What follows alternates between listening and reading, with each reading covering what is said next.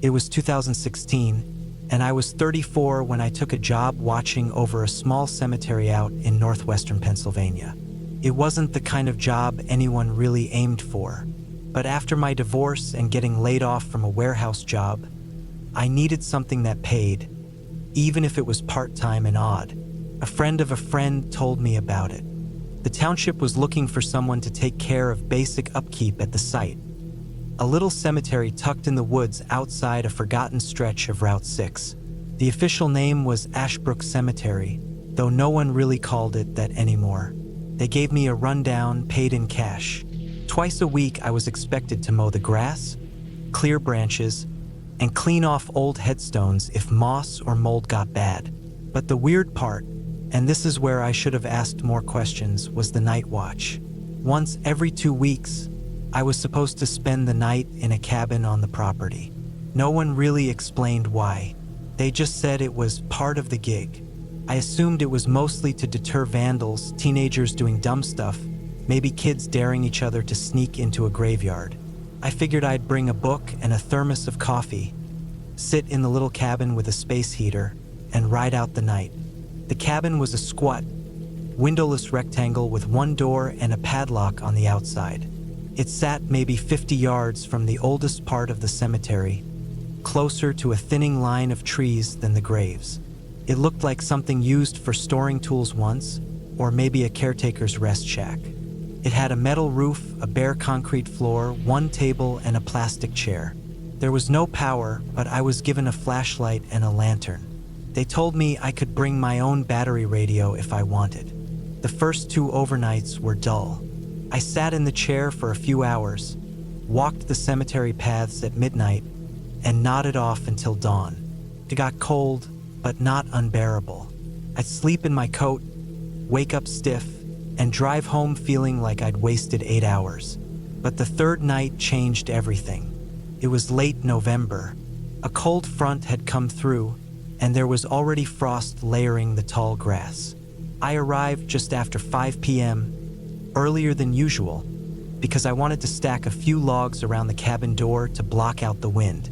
There were no lights along the road, and the path leading into the woods had turned soft and muddy from the recent rain. My boots made sucking noises as I walked the last stretch.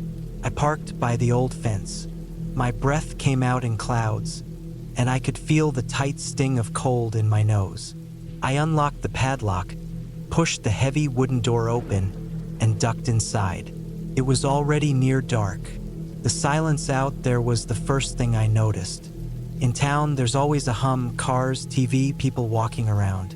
But in the graveyard woods, once you shut the door behind you, all you could hear was the wind against the trees. No birds, no bugs, just the dry scrape of branches shifting somewhere nearby. I lit the lantern and set it on the floor near the corner. The shadows it cast stretched long and jittery across the cabin walls. I took off my gloves and rubbed my hands together, trying to warm them. Then I sat down on the plastic chair and unzipped my bag.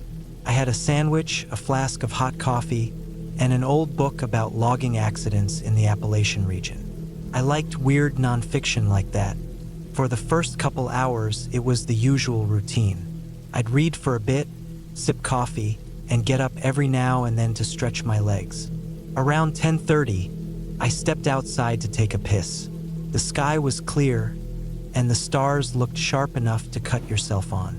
I stood there a long while, listening to the wind. The trees rustled faintly, like whispers far off. I turned my head toward the cemetery. Even in the dark, you could see the taller gravestones, the ones shaped like crosses or angels. The frost made them glint under the moonlight. Some of the headstones dated back to the 1800s. A lot of them were cracked or leaning. Many didn't have legible names anymore. There was a certain beauty to it, peaceful in a strange way. But that night, something about it didn't feel peaceful. There was a stillness in the air that didn't sit right. Not the quiet kind that lets you rest, but the type that makes you listen harder. I zipped up, stepped back inside the cabin, and shut the door tighter than before. Sometime around midnight, I heard a thump. It wasn't loud, but it was sharp, like someone had dropped something heavy on the ground just outside the cabin. I froze. I set my book down and waited. The wind outside had died off. Everything felt hushed again, too quiet. Then another thump, this one closer. I stood up and clicked on the flashlight, aiming it at the door. I held my breath. The lantern flickered in the corner.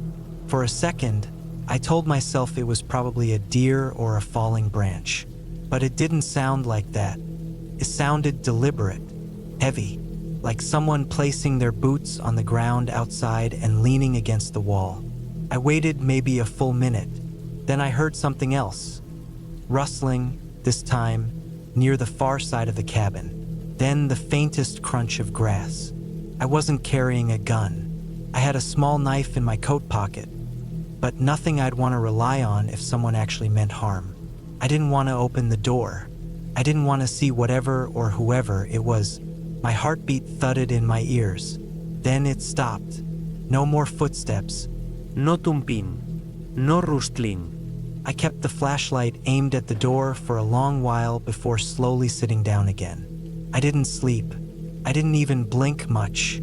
I stayed like that until the faint gray light of morning started leaking under the door crack. I left before sunrise. That day, I called the guy who had hired me and told him there might have been someone out there, maybe checking out the place. He sounded half interested. Said sometimes hunters came through the area and didn't realize it was private property. Told me to carry pepper spray next time or even a bear horn. 2 weeks later, I went back for another overnight. This time I brought a steel crowbar and a camping hatchet. I wasn't messing around. The night started off normal, same as before. I parked the truck, walked the same muddy path, unlocked the cabin, and set myself up for the night. But I didn't sit down this time. I stood most of the night, pacing the inside of the cabin and peeking out the door every 30 minutes. Nothing happened until close to 3 a.m. I heard something again. It started with a distant crack, like someone stepping on a stick. Then came a dragging sound. It was slow and steady, like someone pulling something heavy through the frost-covered grass. I turned off the lantern and listened. My breath caught in my throat. The dragging sound stopped. Then came 3 taps against the side of the cabin. Not loud, not hard, just enough to be heard. I held the crowbar in my hand and crept toward the door. I didn't open it. I didn't speak. I just stood there, with my heart pounding in my chest so hard it made me feel sick. Whoever was out there didn't move. Not at first. Then, after what felt like hours, I heard footsteps retreating into the cemetery. Slow, deliberate steps. No rush. Just walking back into the cold, frosty dark. I didn't move until the sun came up. That morning, I checked the grass outside the cabin. There were scuffed marks in the frost, lines that didn't look like animal trails. They looked like something had been dragged in a straight line. And there were boot prints, not work boots like mine, thinner, older looking with worn treads. They led into the older section of the cemetery. I followed them for a while, heart still racing. The prints stopped at a crumbled headstone half covered in moss. I bent down, brushed off the name, but couldn't make it out. It was too worn. The stone leaned to one side like it was trying to fall backward into the woods. Then I saw something behind it. Tarp, folded and half frozen to the ground, like it had been there a while. I lifted a corner. Underneath were bones. Animal, I think. At least some of them were, but a few looked long, too long, like they could have belonged to someone's arm or leg. I stood up and backed away. I didn't take anything. I didn't touch anything else. I just went back to the cabin, locked it up, and drove home. I quit the next day. I didn't explain why. I didn't need to. I didn't want anyone asking me questions or trying to get me to go back. I just said I found another job and thanked them for the opportunity. But I couldn't stop thinking about that tarp, about the dragging sounds, the boots, the taps on the cabin wall. I did some digging online later, Found out that in the early 1980s, a guy had gone missing in those woods. He'd been squatting in an old hunting shack near the cemetery and was last seen by hikers. His name was Everett Dalton. No one ever found him, but there were rumors. Some people said he'd been seen sleeping on graves. Others claimed he'd gone crazy and buried himself in a hand-dug hole somewhere out there. But what stuck with me wasn't Everett. It was the question that kept circling in my head every time I tried to sleep after that night. What if he never left? What if someone else moved into that shack after he disappeared? What if the cabin wasn't meant to scare off kids or animals, but to keep people like me inside and keep someone else out? I don't go near cemeteries anymore. I don't sleep in cabins. And I don't listen to silence the same way I used to.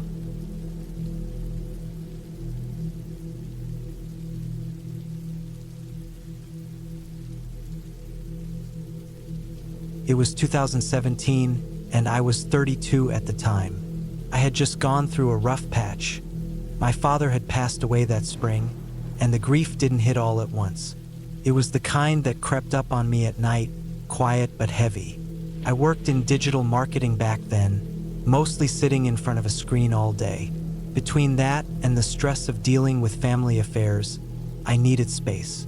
I needed quiet, something away from the noise of Brighton where I lived. A friend from uni told me about a place up north in Cumbria. His uncle owned a small off-grid cabin near a village called Wetton, close to the Peak District. It wasn't on Google Maps.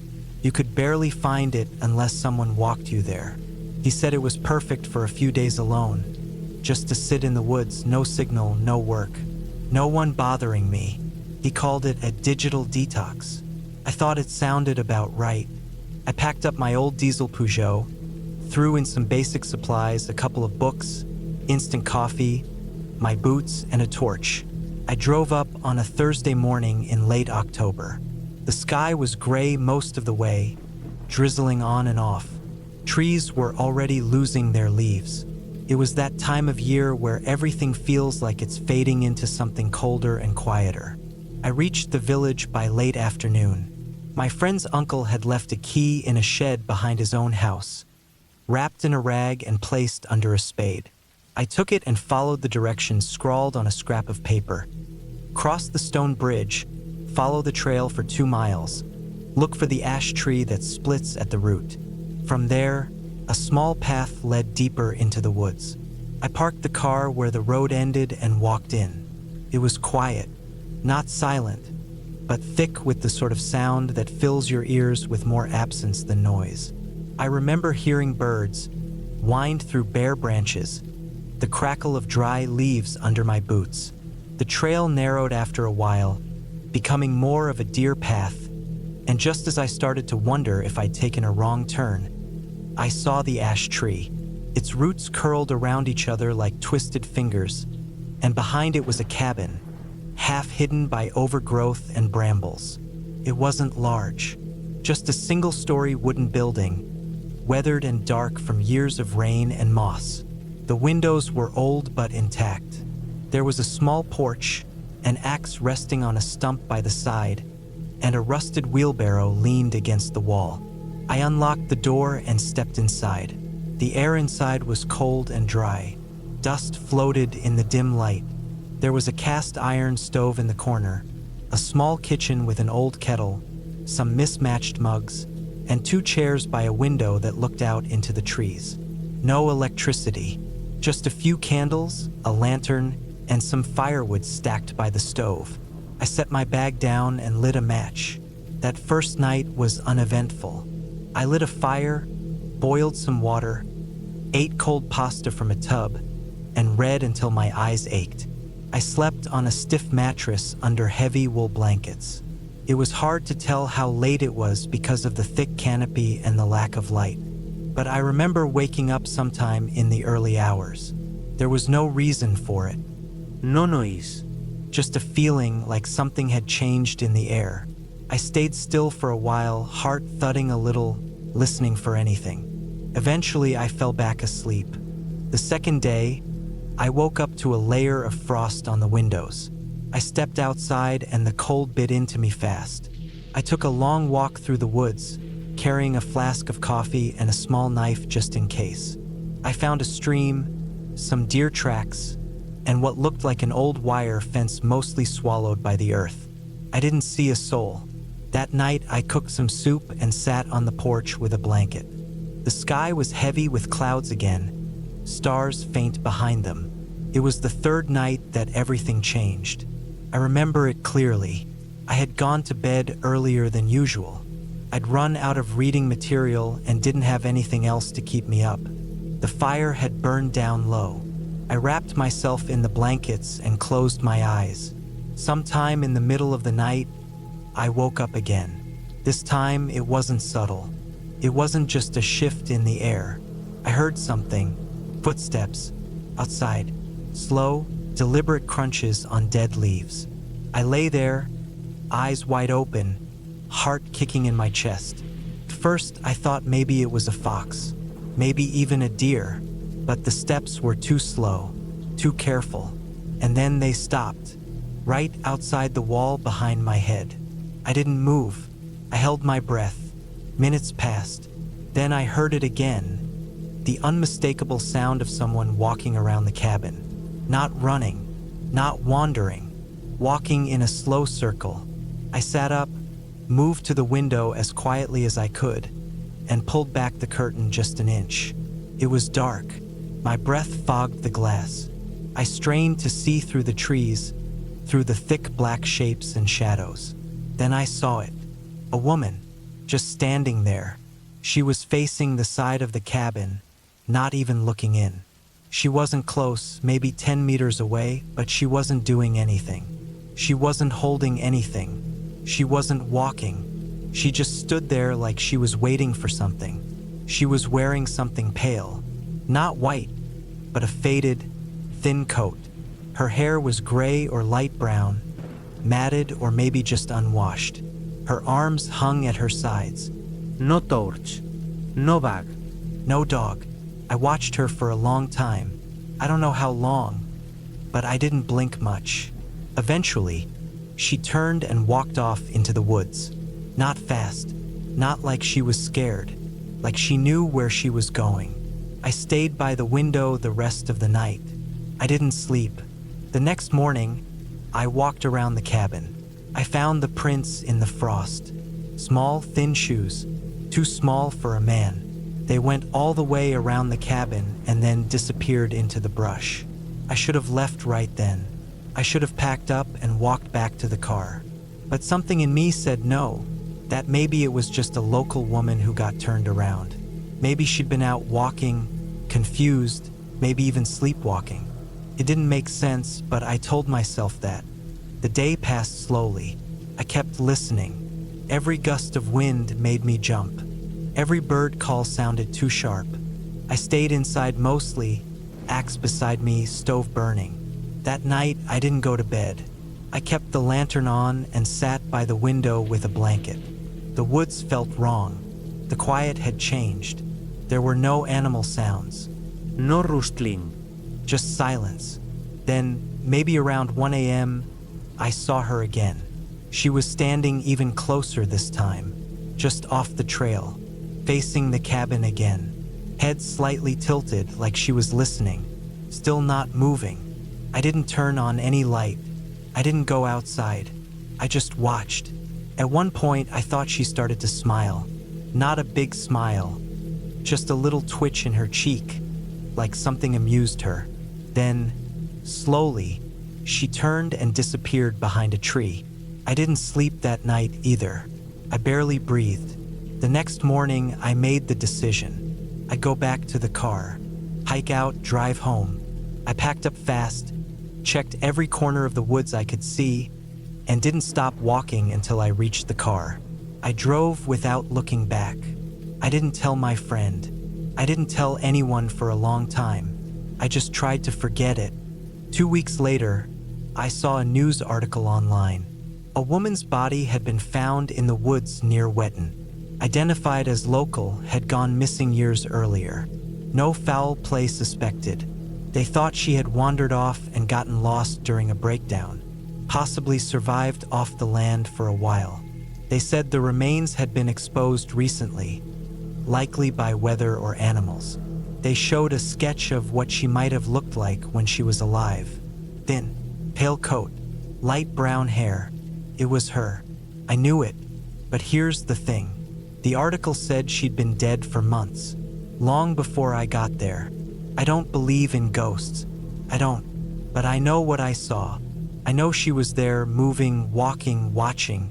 So either they were wrong about the timeline, or someone else is out there, wearing her clothes, standing in the dark, watching cabins that don't belong to them. I haven't been back to the woods since, and I never will.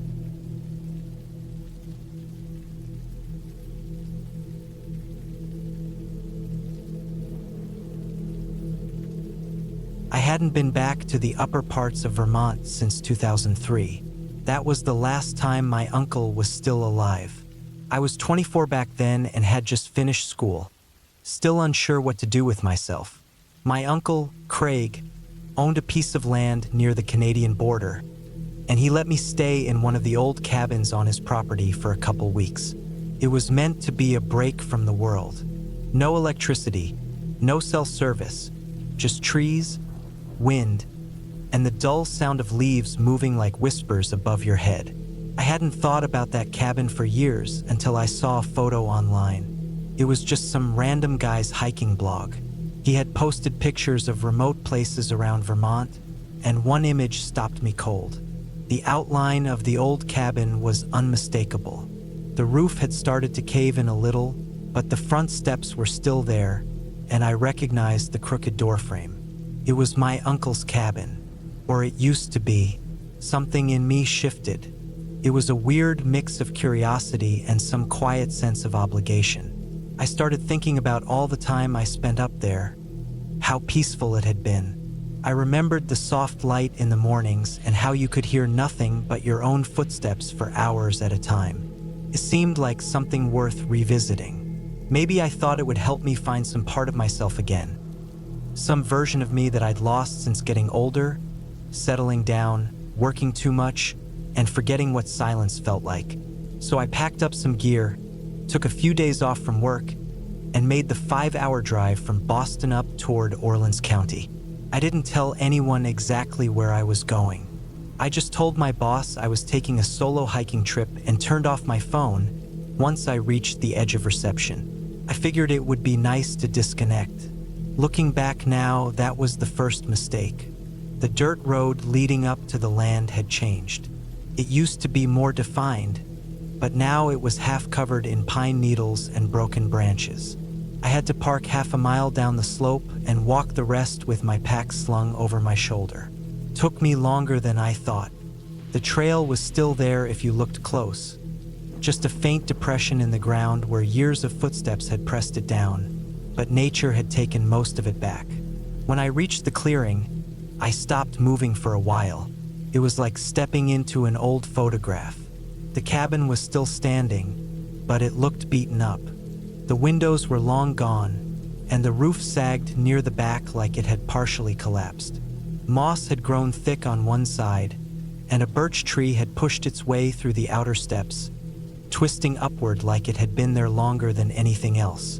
I stood there with my pack still on and tried to figure out if I felt happy to be back or just weirdly out of place.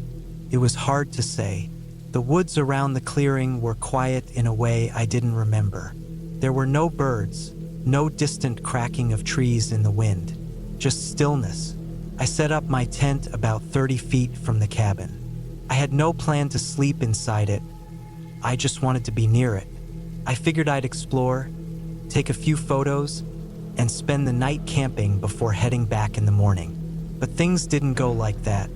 I first noticed something strange that afternoon. After unpacking my stuff and boiling some water for coffee, I started walking the perimeter of the clearing. The land was flat, surrounded on all sides by dense woods. I remembered the area being open, easy to move through, but now the woods looked thicker than they should have been, like something had pressed in closer over the years. When I walked around to the back of the cabin, I found a collapsed section of the roof I hadn't seen from the front. It looked like a tree limb had fallen on it at some point.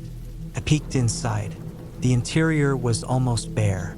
The old wooden frame of the bed was still there, and the shelves along the back wall still held a few rusted cans and bits of rope.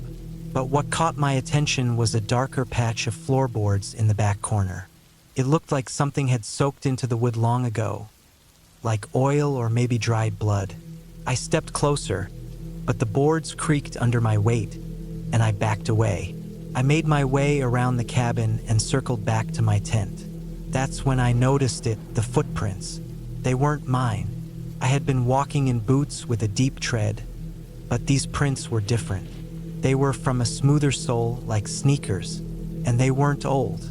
The impressions were still clean, not yet covered by leaves or dirt. There were at least 3, and they led toward the back of the cabin, where I had just come from.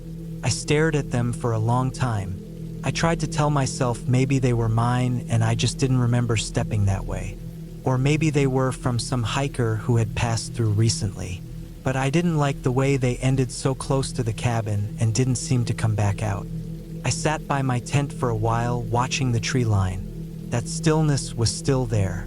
I didn't hear anything, not even wind through the branches. I kept thinking I should leave, but it was early still, not even 5 p.m., and I had nowhere else to go.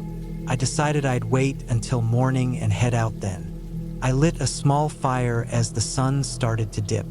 The light changed fast in the woods. 1 minute it was late afternoon, and the next it was dusk. I remember staring at the trees and thinking how strange it was that I hadn't seen a single squirrel, no birds, nothing. Just that quiet, unnatural stillness. When it was fully dark, I crawled into my tent. I lay there for a long time with my eyes open, listening. I could hear my own breathing and the occasional snap of a stick in the woods. I kept telling myself it was just the trees settling. But I didn't sleep much. Around 2 a.m., I heard something. It was soft at first, like shuffling, not far from the tent. Then something scraped lightly across the ground. I held my breath and listened harder. There it was again, a slow drag like someone pulling their foot along dirt and leaves. I sat up slowly and unzipped the tent just enough to peer out. It was dark. I had a small flashlight, but I didn't want to use it. I didn't want to draw attention. The fire had died down to glowing embers, and the air was cold. Then I saw something. Just past the cabin, on the edge of the clearing, there was a shape. Not moving, just standing there. I couldn't make out much, just that it was tall and still. Maybe a man. Maybe not. It didn't make sense. I stared at it for what felt like an hour. I thought maybe I was seeing things. But then it moved. Not fast. Just a small shift of weight from one leg to the other. Like it had been standing there a long time and was getting tired. I shut the tent flap and backed up, not making a sound. I didn't sleep after that. I sat with my pack in my lap and a knife in my hand, waiting for light. By morning, the shape was gone. So were the footprints. But I didn't pack up right away. I don't know why. I think part of me didn't want to believe what I'd seen. I walked back to the cabin and stood in the doorway. The air smelled different. Damp, earthy, like something had been moving inside. I stepped through the door, slowly, testing each floorboard. That dark patch in the back corner looked bigger now. I stared at it, trying to figure out what it was. Then I saw the scratches. Along the inside wall, near the floor, for long marks, as if someone had clawed at the wood with something sharp. Not an animal, these were low to the ground and the lines were too straight. I went back outside and started packing. I moved fast. Everything in me was screaming to get out. I shoved my gear into the pack without folding anything and headed down the trail without stopping. But when I got to where I had left my car, it wasn't there. The patch of dirt where I'd parked was empty. No tire marks, nothing. I stood there, stunned. I thought maybe I had taken the wrong path. I walked farther down, thinking maybe I'd misjudged the distance. But after a quarter mile, I knew I was in the right place. The car was gone. There were no signs of forced entry, no broken glass, no drag marks. It was just gone. I didn't have cell reception. The closest road was nearly 4 miles away, and I hadn't seen a single person since I arrived. So I walked. It took me hours to reach the main road. I flagged down a pickup truck, and the guy gave me a ride to the sheriff's station in Newport. I filed a report, gave them the location, everything. They sent a car up to check it out. They found my tire tracks where I said I'd parked, but no car, no cabin either. I told them exactly where the clearing was. I gave them my uncle's old property records, but they said the land had been sold years ago and no structure had ever been registered there. Nothing. They checked satellite images. No cabin. Just trees. I tried to go back myself a week later with a guide. We followed the GPS coordinates I had marked. Nothing. Just woods. No trail. No clearing. No signs of anything. I haven't been back to Vermont since then. I don't know what happened. I don't know who was watching me that night. I don't know who or what stood in the clearing while I lay in that tent, too afraid to breathe. But sometimes, late at night, I think about the footprints, the shape by the tree line, the marks on the wall, and I wonder if someone's still out there, watching, waiting, not a ghost, not a creature, just a person who never left the woods. Someone who lives in the places we forget about. Someone who doesn't want to be found and knows how to make sure they never are.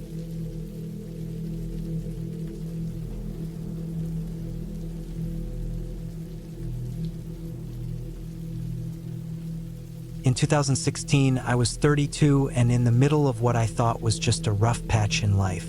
I'd gone through a breakup that left me with an empty apartment, 2 boxes of stuff, and the type of loneliness that makes you start thinking about places you haven't been in a while. That's how I ended up remembering my Uncle Darren's cabin. He passed away from a stroke about 6 months before, and no one had been out to his property since. Darren never had kids. I was his only nephew, and we used to be close when I was younger. He lived in a rural stretch of Colorado, near the edge of the San Juan Mountains, 3 hours southwest of Pueblo, past roads that eventually gave up being roads. The cabin he built was something out of a survivalist catalog. 1 floor, 1 bedroom, heavy timber logs, small windows, and a wood stove that creaked when it heated up. It sat on 15 acres of fenced forest and sloped terrain. No cell signal. No Wi-Fi. No neighbors for miles.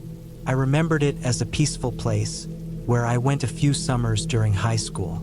He taught me how to hunt, how to gut a deer, how to listen to the woods. There was something honest about it. Clean air, silence, and things that didn't lie to you. So when I asked the family lawyer if anyone had checked on the place since Darren died, he said no. The land was technically still in probate. I offered to drive out for a few days, clear out food, look for damage, see if there were any tools or guns worth saving. It wasn't just about helping, it was about getting away. I left on a Tuesday in early October.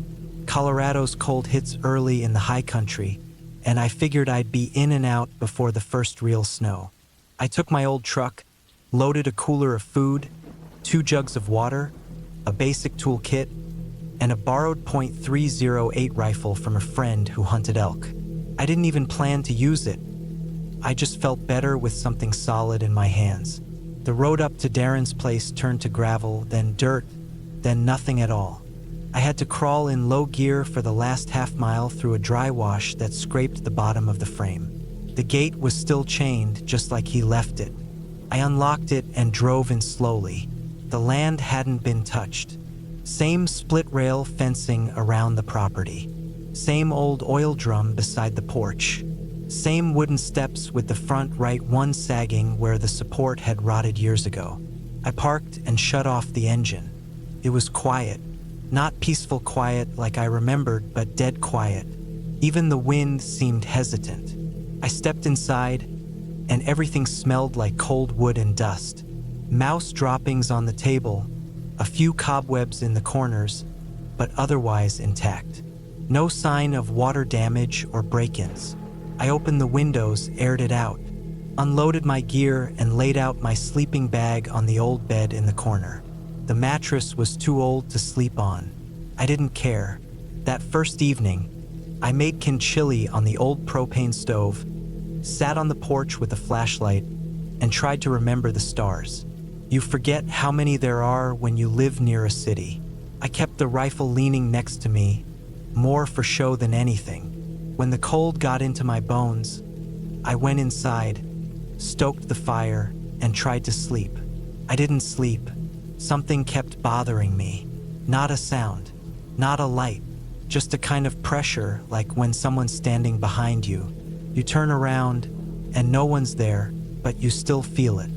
I kept opening my eyes in the dark, listening. Nothing, just the old wood shifting with the fire heat. Still, I felt like I was being watched. The next day, I worked. I cleaned the cabinets, emptied old jars, tossed out expired cans, took inventory of what he left: 2 rifles, a .357 revolver, stacks of ammo, old hunting clothes, a pair of snowshoes, and 3 huge tins of freeze-dried food from the early 2000s. I swept and scrubbed and made a list of what needed replacing. By late afternoon, I hiked a few hundred yards up the ridge behind the cabin to check on the water tank. The plastic was sun-bleached but intact. The gravity-fed pipe system still trickled into the sink when I turned the knob. On the way back, I noticed something odd in the mud along the tree-lean tracks. They weren't deer. They were larger, clawed, maybe bear, I thought, but the pattern was wrong. A bear's paw is rounder, heavier. These were longer, almost like a man's foot, but the toes were off, too long, spaced wrong. And the stride was weird, too narrow, like whoever made them walked with their feet almost directly in front of each other. I told myself I was being stupid, probably a mountain lion, maybe a weird erosion pattern. I walked back fast anyway. That night, I locked the door and slid the rifle beside my bed. Around 2 a.m., something tapped on the cabin wall. Not hard, just a dull, slow tap, like someone drumming their fingers. I froze. My mouth went dry. I didn't move. The tapping stopped, then came again, this time on the window. I didn't look. I don't know why, but I felt if I looked, something would be looking back. Then it stopped. I lay awake until dawn. The third day, I hiked out farther than I should have. About a mile downhill into the gulch where Darren used to set trail cameras. I found 2 of them still strapped to trees, batteries long dead. I took the memory cards, tossed them in my pack.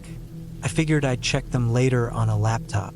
Maybe there were photos worth keeping. As I was climbing back, I found more tracks. Same weird shape, almost human, but wrong and fresh. They were newer than the rain 2 days ago.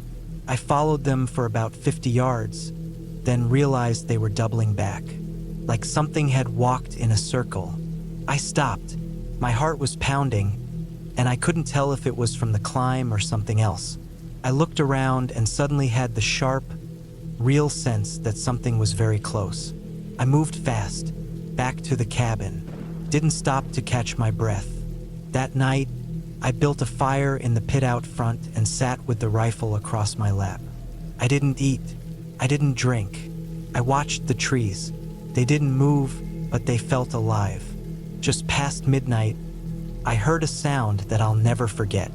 It was a voice, not a scream, not a call, just one word, stretched out too long, like it was learning how to say it.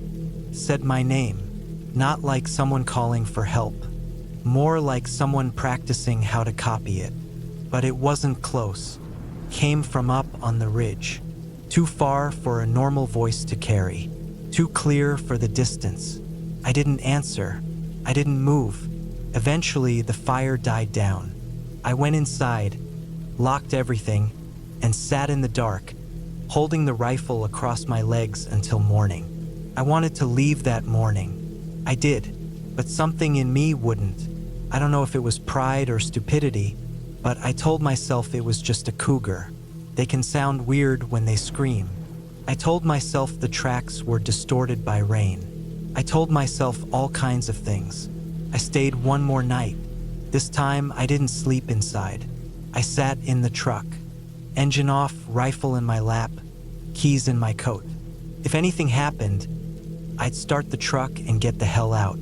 At around 3 a.m., something came out of the trees. I couldn't see it clearly, just a shape. Tall, too tall, long arms that moved wrong.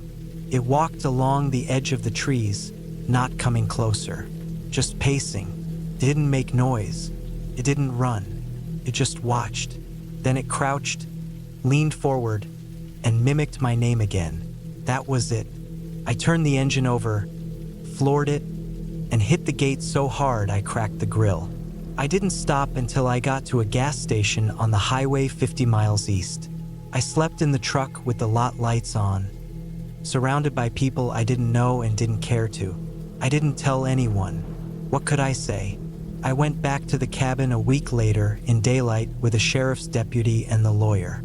I told them I heard animals outside and freaked out.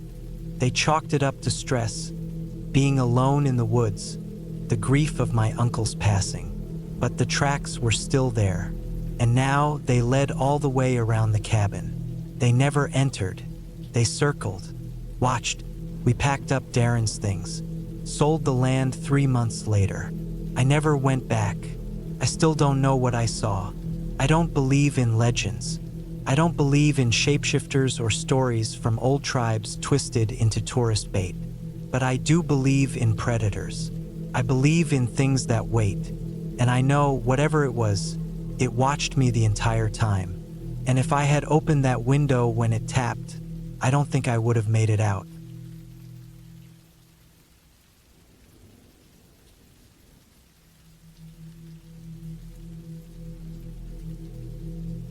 The year was 2011. I was 29 years old. I had taken a week off work to escape the city noise and stress. My small apartment in Portland felt suffocating after months of overtime and crowded streets. I wanted peace, some silence, a place to clear my head and recharge. I found a small cabin rental deep in the Oregon woods, about 3 hours east of the city, near the small town of Oak Ridge. The cabin was old but sturdy, tucked away in the thick forest alongside a slow-moving creek. I arrived just as the sun was dipping below the pine trees, casting long shadows that made the woods look darker and more dense. The gravel road leading to the cabin was narrow, twisting through thick evergreens and patches of wildflowers. The air smelled fresh and damp with the scent of moss and earth. It felt like another world from the one I'd left behind. The cabin was a single-story wooden building with a stone chimney on one side. It had a small porch with a creaky swing that hung from thick beams. I parked my car beside the porch and grabbed my bags, the only sound the crunch of gravel under my boots. The cabin was quiet, eerily so, but that was what I had wanted. Inside, the air was cool and smelled of wood smoke and old pine. The floor creaked under my feet. It was sparsely furnished, just a small kitchen with a gas stove, a wooden table with 4 chairs, and a couch facing a fireplace filled with ashes. There was one bedroom with a narrow bed and a dresser. A small bathroom with a shower rounded out the space. There was no phone or internet connection, which was perfect for me. I unpacked slowly, lighting the old oil lamp on the kitchen table, the soft glow pushing back the dark corners of the cabin. Outside, the forest was settling into night, the sounds of insects and distant birds filling the air. I cooked some instant noodles on the stove and ate quietly, the only sound my spoon scraping the bowl. After dinner, I wrapped myself in a blanket and sat on the porch swing, staring into the thick blackness of the trees. The stars were bright and clear overhead, pinpricks of light in the vast sky. It was peaceful but also a little lonely. I reminded myself that this was what I wanted, a break from everything. The first night passed without incident. The cold air seeped through the window frames, making me pull the blanket tighter. I woke once, hearing a faint rustling outside, maybe an animal moving through the underbrush. I told myself it was nothing but my imagination. The next day, I explored the nearby woods. The forest was dense with fir and cedar, the ground soft with pine needles and moss. I followed a narrow trail that wound alongside the creek, the water bubbling over smooth stones. The sunlight filtered through the branches in golden streams. It was beautiful and calming. I found some wild berries and picked a few, careful to avoid the ones I didn't recognize. I took photos with my old camera, capturing the quiet beauty of the place. The cabin felt far away and unreachable. At times I thought I heard voices or footsteps behind me, but whenever I turned around, there was nothing. That evening, I lit the fireplace with dry logs I found stacked by the cabin. The flames crackled and warmed the room, casting flickering shadows on the walls. I ate canned soup and lay on the couch, the firelight making the cabin feel cozy despite its age. But as night deepened, I couldn't shake a growing unease. The silence seemed too complete, almost unnatural. I kept hearing soft noises outside, subtle snaps of branches and rustling that didn't belong to the usual forest sounds. I told myself it was animals, maybe raccoons or deer moving around. I locked the doors and windows carefully. On the third day, the weather changed. The sky grew heavy with clouds and a cold wind picked up, rattling the cabin's shutters. Rain began to fall in steady sheets, drumming on the roof and turning the dirt road to mud. The forest seemed darker, more oppressive. I stayed inside, lighting the oil lamp early. The fire wouldn't burn well with the damp wood, so the room stayed dim and cold. I sat at the kitchen table, reading an old book I found on the cabin's shelf. The rain blurred the view outside, making the forest look like a wall of gray. Around noon, I heard a knock on the door. It was soft but deliberate. I froze, unsure if I had imagined it. I went to the window and peered out but saw no one. The woods were empty, gray, and wet. I opened the door cautiously. There was no one there. I stepped outside, the rain soaking my jacket and dripping from the brim of my hat. The forest looked empty and silent again, save for the rain falling from the leaves. I checked the path leading back toward the road. No footprints or signs of anyone passing. It was strange. That night, the feeling of being watched grew stronger. The noises outside became more distinct, snapping twigs and soft footsteps circling the cabin. The wind carried faint sounds, like breathing or whispered words I couldn't quite catch. I stayed near the fire, clutching an old hunting knife I found in a drawer. I kept the doors locked and the curtains drawn tight. Sleep was difficult. Every creak of the cabin made me jump. Every rustle outside set my heart pounding. Around midnight, I heard a low, dragging sound coming from the porch. It was slow and heavy, like something large moving against the wood. I grabbed a flashlight and peered outside.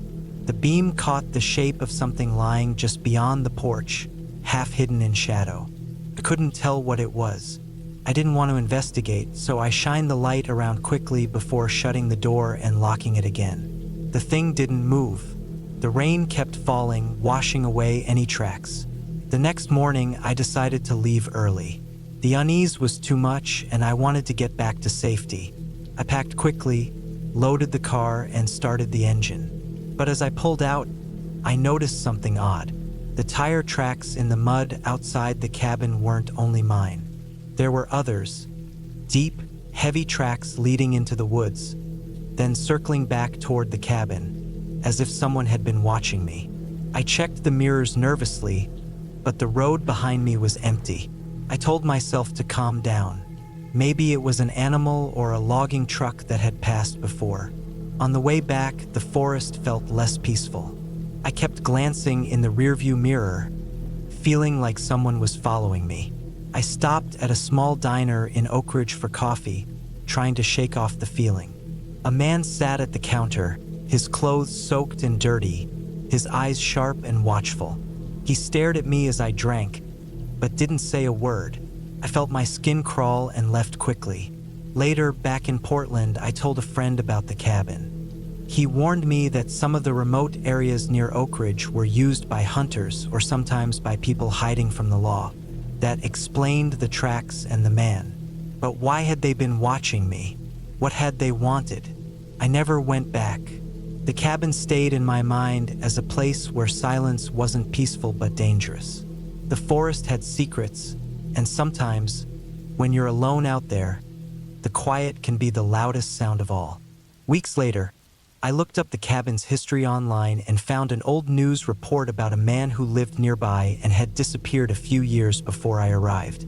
The police suspected foul play, but no one was ever arrested. The cabin I stayed in was close to where his truck had been found abandoned. I realized then that the footprints, the man at the diner, the feeling of being watched, it all tied back to something real, human, and dangerous. Not ghosts, not legends, just people, and the quiet fear that comes from knowing you might have been near something terrible. It changed how I see quiet places now. Sometimes the scariest thing isn't what you can't explain, but what you do.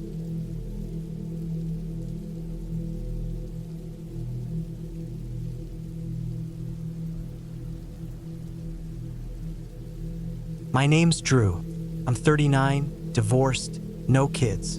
In 2022, I decided I needed a break from everything. I'd been living in Chicago for nearly a decade, working freelance jobs, mostly copy editing, sometimes ghostwriting. It wasn't a bad life. Rent was manageable, clients paid on time, and I had my routines. But everything felt loud. The trains, the bars, the people, even my own apartment. I needed real quiet, somewhere off-grid, somewhere I could think straight. I'd been meaning to finish a novel I'd started 5 years ago, so I figured I'd kill two birds with one stone. I found the cabin through a subforum for outdoor rentals. It wasn't on Airbnb or any commercial platform. A guy named Stan listed it, a small off-grid cabin near Gunnison National Forest in Colorado. He said it had solar panels for minimal power, a propane heater, a backup generator, a water pump, and a well-insulated one-bedroom layout with a tiny writing desk. I looked at the photos and immediately felt drawn to it. Rustic wood walls, surrounded by pine trees, far from paved roads. The perfect place to vanish for a month. I paid him through Venmo. He sent me coordinates and a PDF of directions. The place was way off any real road. I had to take my Subaru up an unmarked dirt path for the last 2 miles. I brought all the essentials: food, extra gas, flashlights, a generator of my own, books, notebooks, my laptop, and backup batteries. I told a friend where I was going, though I was vague about how far out it was. My plan was to stay for 30 days, no social media, no phone, no email, just me and the words. I arrived in late September, just before the cold started creeping in hard. The cabin sat in a small clearing, surrounded by endless trees on all sides. I didn't see any other structures on the way in. No other houses, not even another car. That was exactly what I wanted. No one around for miles. The first few days were perfect. I woke up with the sunrise, made coffee on the propane stove, and wrote for hours. In the afternoons, I'd go for long walks along the tree line or chop firewood. I read at night by the lantern or wrote in longhand. It was a peaceful kind of isolation, the kind I hadn't felt since I was a kid visiting my grandfather's cabin in northern Michigan. But by the end of the first week, I noticed something that made me uneasy. There was a faint smell near the woodshed. At first, I thought maybe something had died nearby. A rabbit or a raccoon, maybe. It was faint enough to ignore, but each day it grew stronger. A sour, metallic stink like rotting meat and wet soil. I checked around the cabin for a carcass, but didn't find anything. Still, I burned some sage I'd brought, left out traps just in case, and moved on. A few nights later, I was lying in bed reading when I heard a sharp knock. Not on the door, but on the outer wall of the cabin. Just one knock, clean, like someone had used their knuckles on the wooden siding. I sat up immediately, heart pounding. My first thought was an animal, A deer brushing up against the wall, maybe, but the knock had sounded intentional. I turned off the lantern and listened in the dark, barely breathing. No footsteps. No movement, just wind and the occasional creak of the trees outside. I stayed up for hours that night, too tense to sleep. Eventually, I convinced myself it was nothing. Maybe a branch fell. Maybe it was my imagination. Out here, with no other people, your mind starts filling in blanks. The next day, I walked the perimeter of the cabin. I didn't see any prints or tracks. The soil was dry, nothing out of place. But that night, it happened again. This time, it was 2 knocks. Then silence. I didn't sleep at all. I sat at the desk, facing the door with a flashlight and the axe I used for chopping firewood. There were no knocks after that, just silence. The morning after, I found something I couldn't explain. Right near the back of the cabin, on the ground beneath the small rear window, was a dead bird, a sparrow, but its wings had been clipped off, not chewed or mangled, cleanly cut. I stood there staring at it for a long time. The stench near the woodshed was still there, too stronger than before. By the 3rd week, I was on edge all the time. I barely wrote. I slept in 2-hour bursts, often with a knife near my bed. I started hearing things at night, not just knocks, breathing, faint but there, close to the window. Once, I thought I saw a shadow pass by the far tree line, but when I shined my flashlight, there was nothing.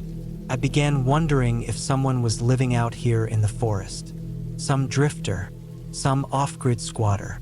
The idea didn't seem crazy anymore. This land was remote enough that someone could live out here for years and never be found. Maybe they saw my car. Maybe they didn't like a stranger on their land. On the 23rd night, I hit a breaking point. It was just after 3 a.m. I'd fallen asleep at the desk, and I woke up to the sound of footsteps. Fast, heavy, crunching the dirt around the cabin. I jumped up and grabbed the flashlight. I turned off all the lanterns and listened. The steps circled the cabin twice, then stopped. Then came the knocks. Not 2 this time, 4, then 5, then silence. I didn't breathe. I held the axe tight and kept the light off. I didn't want to give them a target. Whoever it was didn't try the door. They didn't speak, just knocked, then walked off into the woods. I packed a go-bag that night. My car was a 1/4 mile down the trail because I'd left it at the last clearing before the road got too rough. I knew if something happened, I'd have to run fast. The next morning, I made a decision. I was going to leave early. I'd had enough. But when I reached the trail where my car had been, I saw something that turned my stomach. My tires had been slashed, all 4 of them. Someone had used something sharp, probably a knife, to gut them. Clean slices, not the work of an animal. The car had also been smeared with something dark on the driver's side window, mud. Maybe blood. I didn't look too close. I just knew I wasn't going anywhere that day. I hiked back to the cabin, shaking. I knew I had cell service a few miles down the mountain. If I followed the trail back toward the old fire road, I could get a bar or 2. So I spent the next few hours getting a bag ready. Just essentials. Water, some food, the flare gun. Before I left, I locked the cabin and nailed one of the wooden chairs up against the door from the inside. Then I slipped out the back window, climbed down, and started hiking out. Took nearly 4 hours before I got a weak signal. I called the Gunnison Sheriff's office, told them someone had tampered with my car and that I was stranded. I didn't tell them about the knocks, or the bird, or the footsteps, just that something felt wrong and I needed help. They told me to stay put and sent a deputy out in a truck. By the time I got back to the cabin with the deputy, the chair I had nailed to the door was gone. Not broken, gone. I asked him to come inside with me. We did a full sweep. Nothing was missing, not my bags, not my gear. But in the kitchen, on the counter, was a dead squirrel, just sitting there. Its eyes had been removed. I didn't say a word. Neither did he.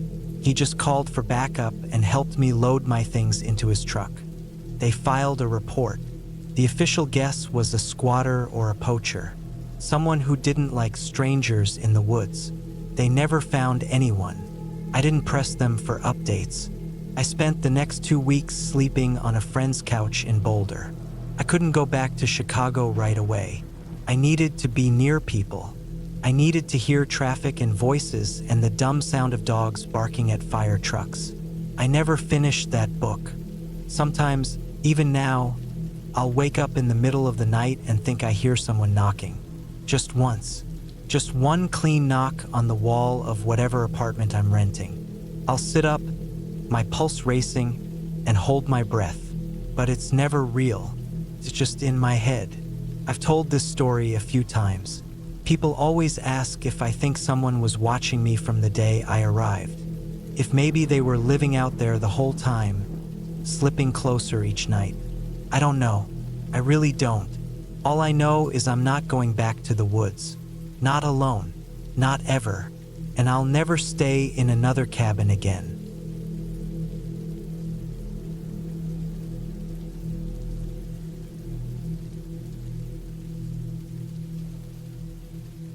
I never thought a simple weekend getaway could change my life forever. But that's exactly what happened the summer of 2011, when I decided to escape the chaos of city life and spend a few days in a small, remote cabin deep in the woods of northern Minnesota. I was 32 years old at the time. I had been working as a freelance photographer for a few years, and my work had been going well, but it was exhausting. The deadlines, the constant rush, the endless noise of Minneapolis. It all wore me down. I needed a break, a real break, away from everything. My friends had recommended the cabin. It belonged to an old family friend named Bill, who had passed away a year earlier. Bill's daughter had no interest in keeping the place, so she lent it to me for a weekend. The cabin was located near a small town called Pine Ridge, which itself was a collection of a few houses, a general store, and a post office. Nothing fancy, just woods, lakes, and silence. The drive to Pine Ridge was about 3 hours from the city.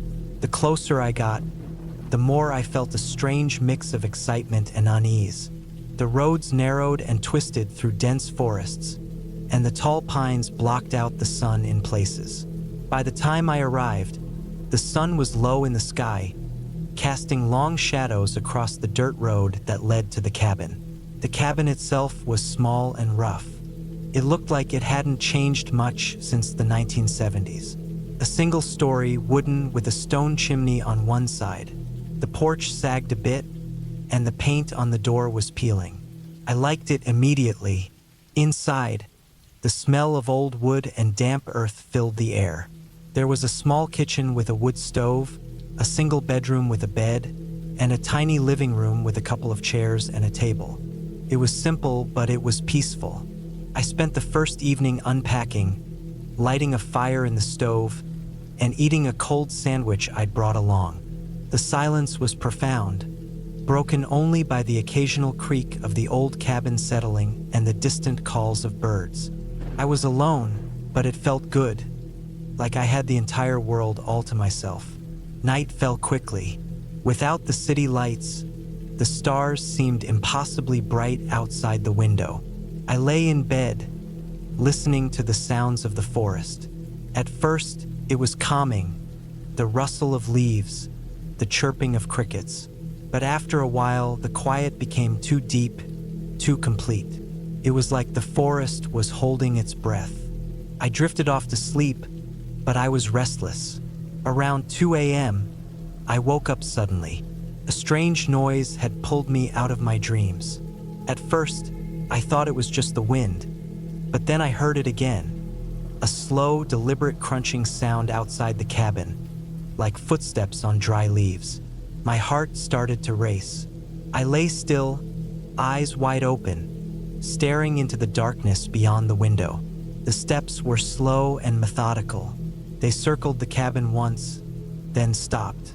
I wanted to believe it was an animal, maybe a deer or a raccoon, but the footsteps were too heavy, too measured. Whoever was out there was watching me. I stayed frozen in bed, gripping the blanket tightly, until the footsteps finally moved away. Then silence returned. I didn't sleep much after that. The next morning, I found small, faint footprints in the dirt near the porch. They were too large to be from any animal I knew, more like a man's boots. I cleaned the prints as best I could and decided not to tell anyone yet. Maybe it was just a local hunter passing by. Pine Ridge was a hunting area after all. Still, I kept the doors locked and windows shut during the day. The second day passed uneventfully, but the sense of being watched stayed with me. I spent the afternoon hiking around the nearby woods, taking pictures of the tall pines and the lake. The forest was beautiful, but it also felt isolating. I noticed broken branches and unusual marks on some trees, like something had scraped them hard. That night, around midnight, the footsteps returned. This time, they were louder and closer. I sat by the window with a flashlight and a hunting knife I'd packed just in case.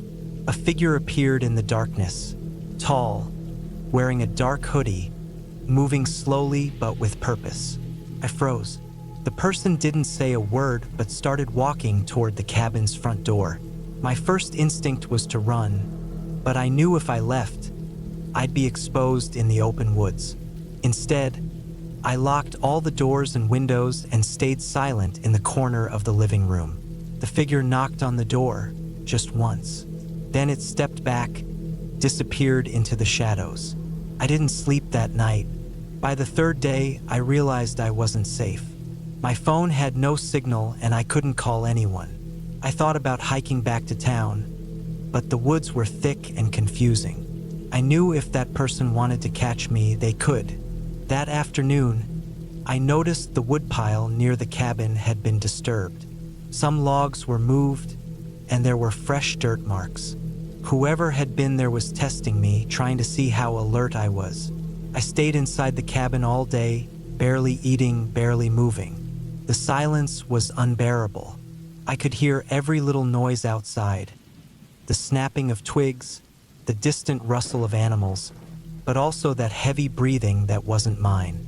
That evening, I prepared a plan. I gathered every heavy object I could find: chairs, a cast iron skillet, a fireplace poker. I blocked the windows with furniture and put a chair under the door handle.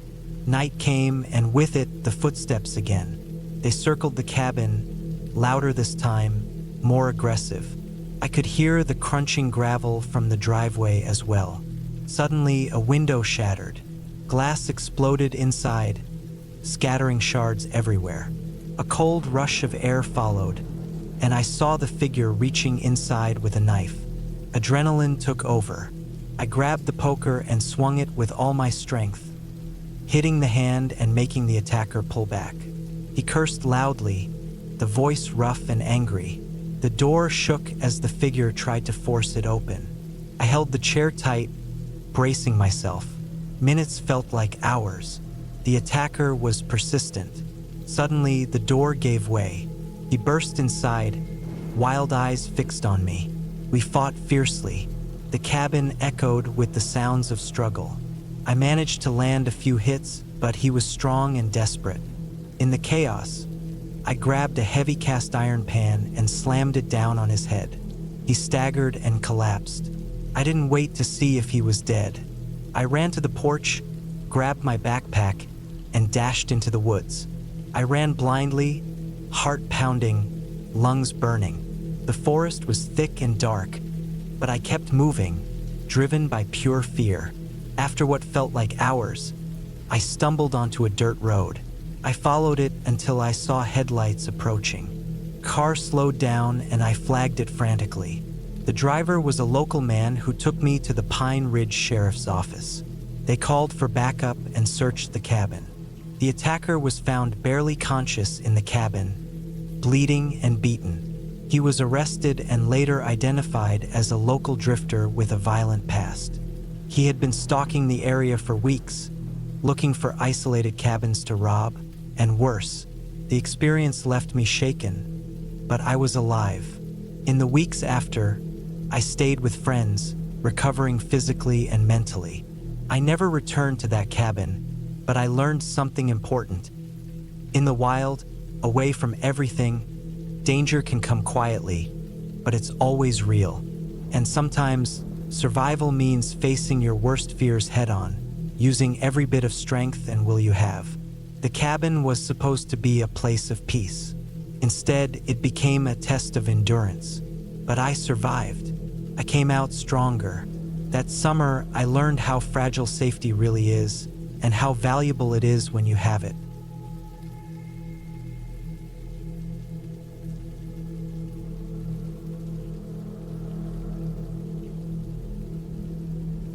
I was 39 when I went back to the old hunting cabin in Michigan's Upper Peninsula. It was late October 2016, just before the deer season rush. The air had already turned crisp. You could smell the earth starting to harden beneath the fallen leaves. The wind moved like it had a weight behind it. I had some time off work. My boss had owed me a week, and I thought I'd use it to hunt alone, something I hadn't done in years. I'd bought the cabin off a family friend who died in 2009. It had just sat there since, unused, collecting dust, rot, and mice. I hadn't been back since the funeral. Not once. Never found a reason to. Too many memories from when I was younger. Some good, some I preferred not to dig into. But now it felt like the right time. Or at least it seemed that way then. The place was 3 hours from where I lived now in Wisconsin. I packed light. My Remington .308, a cooler with food and beer, a sleeping bag, headlamp, thermals, and a box of ammo. I brought no phone, no GPS, just the same old laminated map we used back in the 90s. There was no cell service up there anyway, not unless you hiked to the fire tower or stood out in a clearing just right, on one foot with your arm in the air. The drive up was quiet. A few beat-up trucks passed me in the opposite direction on the 2-lane roads. Most were probably headed out from setting up tree stands or checking trail cams. I had the windows cracked a little and the wind brought in the cold scent of pine and old smoke. Felt like stepping backward in time. The dirt trail that led to the cabin had grown in a bit, but I could still make it in with my truck if I took it slow. Pine branches scraped the sides like long fingernails. When I finally pulled up and parked, the cabin looked smaller than I remembered. Same weathered gray siding, same rusty chimney. The front steps were crooked now, one cracked right down the middle. The windows were dirty, but still intact. A miracle considering how long it had been left alone. Inside was what you'd expect. Dust in the air, cobwebs in every corner. A few old beer cans still on the shelf. Mold along the bottom edge of one wall. I cleaned what I could with what I had, lit a small fire in the wood stove to dry the place out, then laid out my sleeping bag on the old cot in the corner. That first night, I didn't sleep much. It wasn't fear, not yet. It was more that deep unease that creeps in when the place you're in feels unfamiliar, even though you used to know it well. The wind made the rafters groan, and a branch outside kept tapping the side wall like someone knocking. I listened to that for hours. No animals, No bugs. just wind and wood. I started hunting the next morning. I'd scouted the trails a bit the day before and found fresh sign. Tracks, rubs, even a fresh scrape. I followed the same game trail I'd used years ago, one that curved around a low ridge and opened into a small clearing. I waited there for hours, but nothing moved. Not even squirrels. Just the wind. That pattern continued for 3 days. Sign everywhere, but no deer.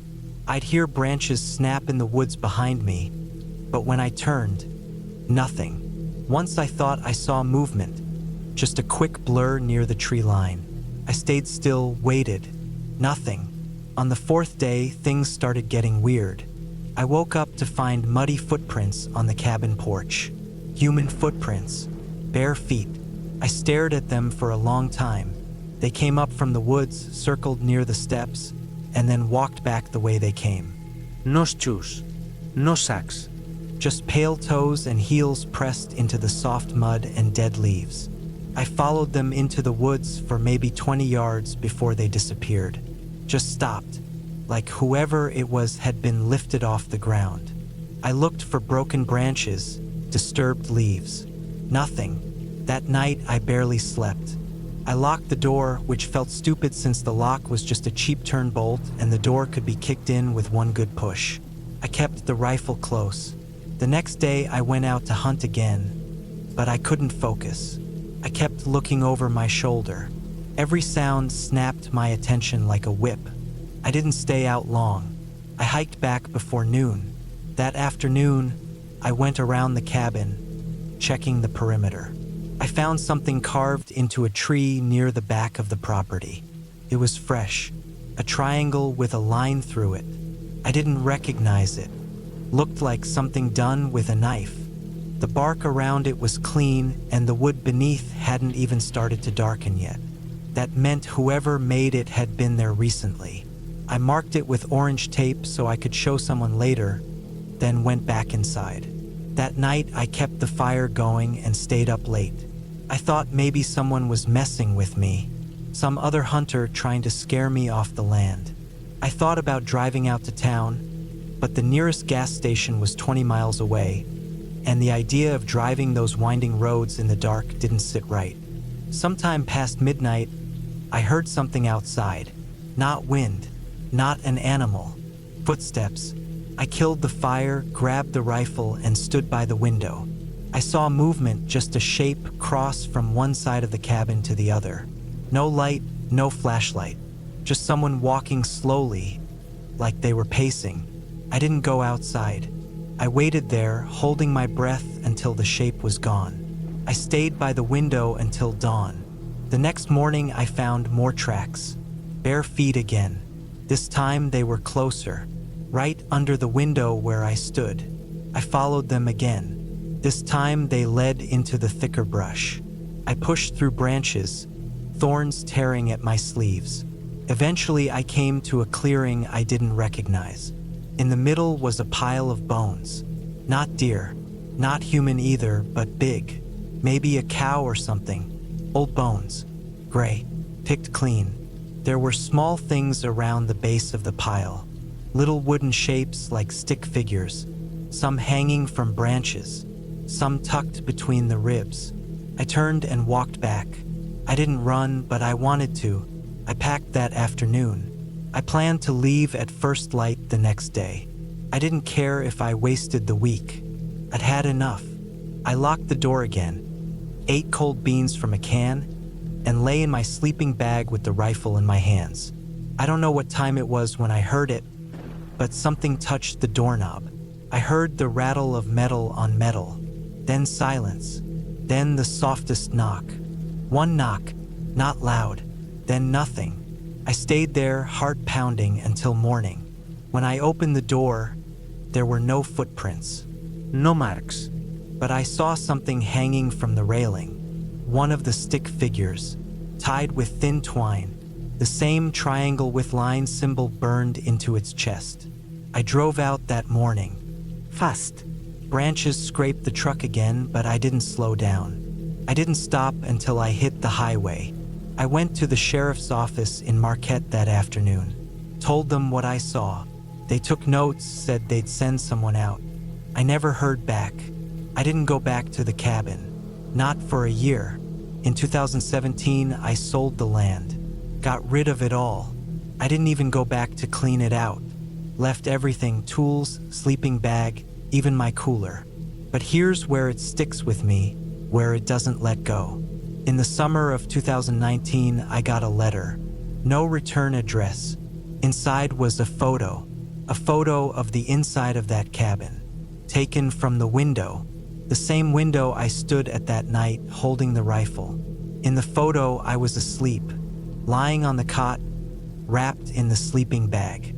The fire was out. Everything was dark. Whoever took that photo had been inside. I didn't sleep for 3 days after that.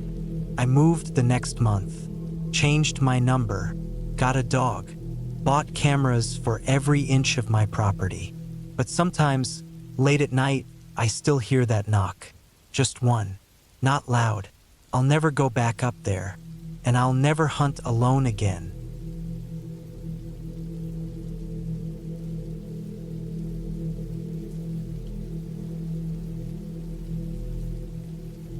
The road stretched thin and cracked before me, a narrow strip of black asphalt bleeding through the deep woods. The sun was starting to dip behind the tall pines, casting long shadows that crawled over the forest floor like dark fingers. I wasn't sure why I found myself driving this way again, so close to a place I thought I'd left behind. My heart pounded a bit faster as I noticed the familiar turnoff, the dirt road that led to the cabin. My ex-husband's cabin. It had been years since I'd set foot anywhere near it. Ever since the divorce, I avoided this stretch of road. The memories it held were heavy, almost suffocating. Reminders of promises broken, words said and unsaid, the quiet violence of love lost. But today, something pulled me here. A mix of curiosity, regret, or maybe just the habit of walking through the ruins of my past. I slowed the car, the gravel crunching under my tires as I turned off the main road. The air smelled different here, colder and sharper. The trees were dense on both sides, their needles thick underfoot. I remembered the drive up this path, the evening spent staring out the cabin window while the sun went down, the silence pressing in on us when words failed. The cabin sat at the end of the road, the same weathered wood I remembered. The roof sagged slightly, and some of the paint had peeled away, revealing gray planks beneath. It looked older now, like it carried years of quiet weariness. The porch steps creaked as I stepped out of the car, the old boards shifting under my weight. No one was there. I knew that the cabin had been empty for months, maybe years. My ex-husband moved out after the last fight, taking most of the things with him.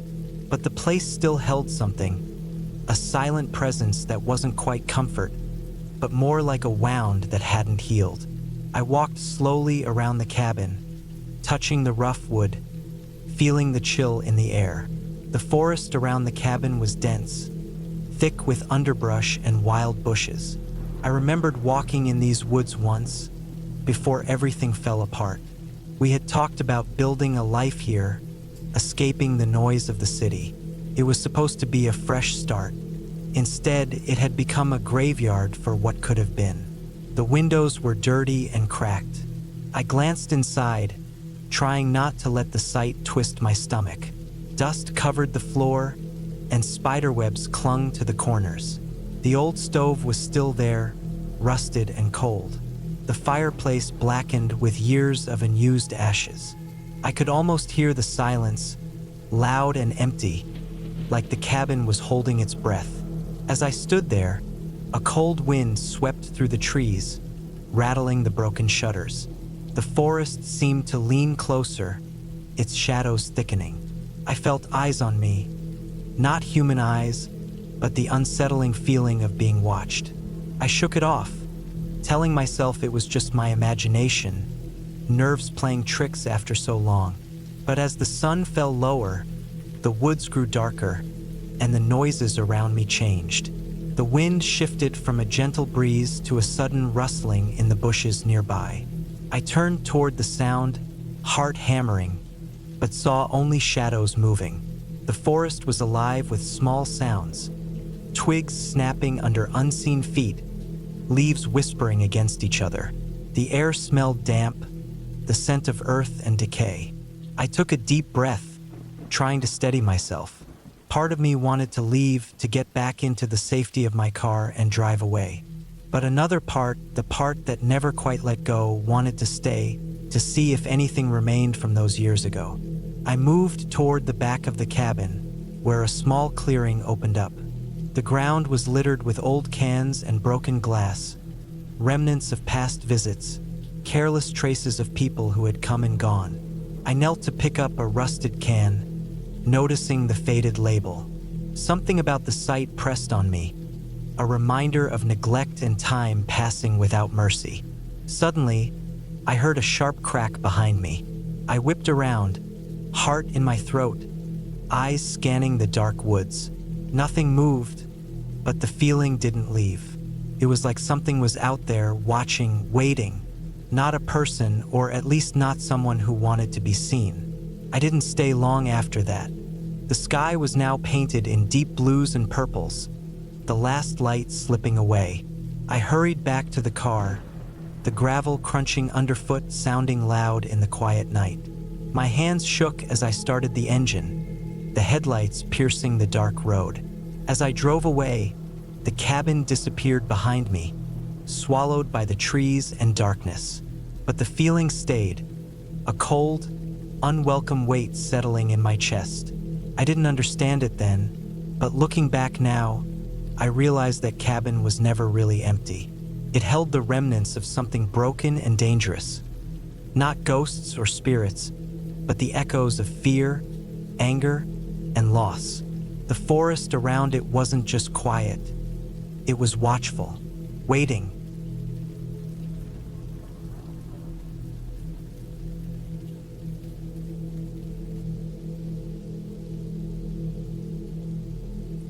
It was late September of 2012 when I took a few days off work to clear my head.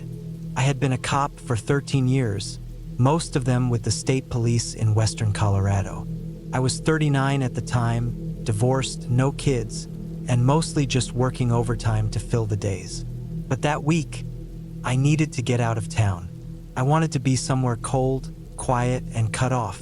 So I drove up toward Grand Mesa, a few hours from my place in Montrose, where an old friend of mine, Brian, used to have a hunting cabin. He'd passed it down to his brother after he died.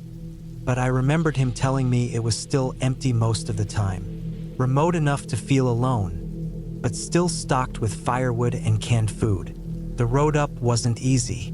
It rained the whole drive, and by the time I turned off the main highway onto the logging trail that led to the cabin, my tires were spinning in the mud. The trail was about 8 miles long, winding through thick pine forest and climbing slow but steady. I had to get out twice to clear fallen branches. Took me over an hour just to get from the highway to the clearing where the cabin sat. But when I finally got there, it was exactly like I remembered it. It was a squat little structure, with siding faded gray, green metal roof streaked with rust. One room with a wood stove and a cot. An outhouse a short walk behind the trees. No running water, no power. Just me and the storm. I parked the truck close and brought in the duffel bag I packed. Mostly clothes, flashlight, a few tools, and my service pistol. I always brought it when I went off-grid. Habit more than anything. I didn't plan to use it. The first night was uneventful. I lit a fire in the stove, warmed up a can of beans, and sat on the wooden steps in the rain with a blanket around my shoulders. It was the kind of cold that sat in your teeth. I felt more at peace than I had in months. The second day was quieter. I walked the trails around the cabin, mostly deer tracks and old logging paths. I came across a rusted-out truck half buried in moss. Hadn't been moved in decades. I spent the afternoon splitting wood and reading an old paperback I found on the shelf. By the third night, the wind started to pick up. Came down through the pines in waves, creaking the trees until I couldn't tell if the roof was groaning or if something was moving outside. But I didn't think much of it. I'd spent enough nights in remote spots to know your mind plays tricks when there's no noise but the wind. It was the fourth morning when things changed. I was walking down the trail to the old stream that ran maybe a mile out. I was planning to fill a jug with water and boil it back at the cabin. The trees were so thick in places it always felt like walking through a tunnel. That's when I found the first boot, just sitting there on the trail, muddy, soaked, but still upright like someone had just stepped out of it. No tracks around it. I looked around, called out even though I hadn't seen another soul since I drove in. Nothing. I checked around the area, thinking maybe someone had gotten lost or drunk, but I didn't find anything. No bag, no sign of a fire or shelter, just the boot. I brought it back to the cabin and set it near the door. I tried to forget about it. Maybe a hunter left it behind. But that night, I kept thinking about how fresh it looked. Not new, but not as weathered as it should have been if it had been out in the elements. Around 2 in the morning, I thought I heard footsteps outside. Slow, measured. I didn't want to spook myself, but I sat up on the cot and slid my pistol from the bag. I waited for a long time, barely breathing. The wind was back, louder now. Nothing came to the door. I didn't sleep much after that. The next day, I walked a wider circle around the cabin. I found a spot maybe 200 yards out where the ground looked disturbed, like someone had been digging. The soil was dark, turned over, but no shovel marks. Just a shallow pit filled back in loosely, pine needles tossed over the top. I got down on one knee and started clearing it. Took about 10 minutes before I saw what was underneath. A hand, pale, bloated. I froze. I backed up and stared at the hole for a long time. Then I went back to the cabin, grabbed a small shovel I kept in the truck, and spent the next hour uncovering what was there.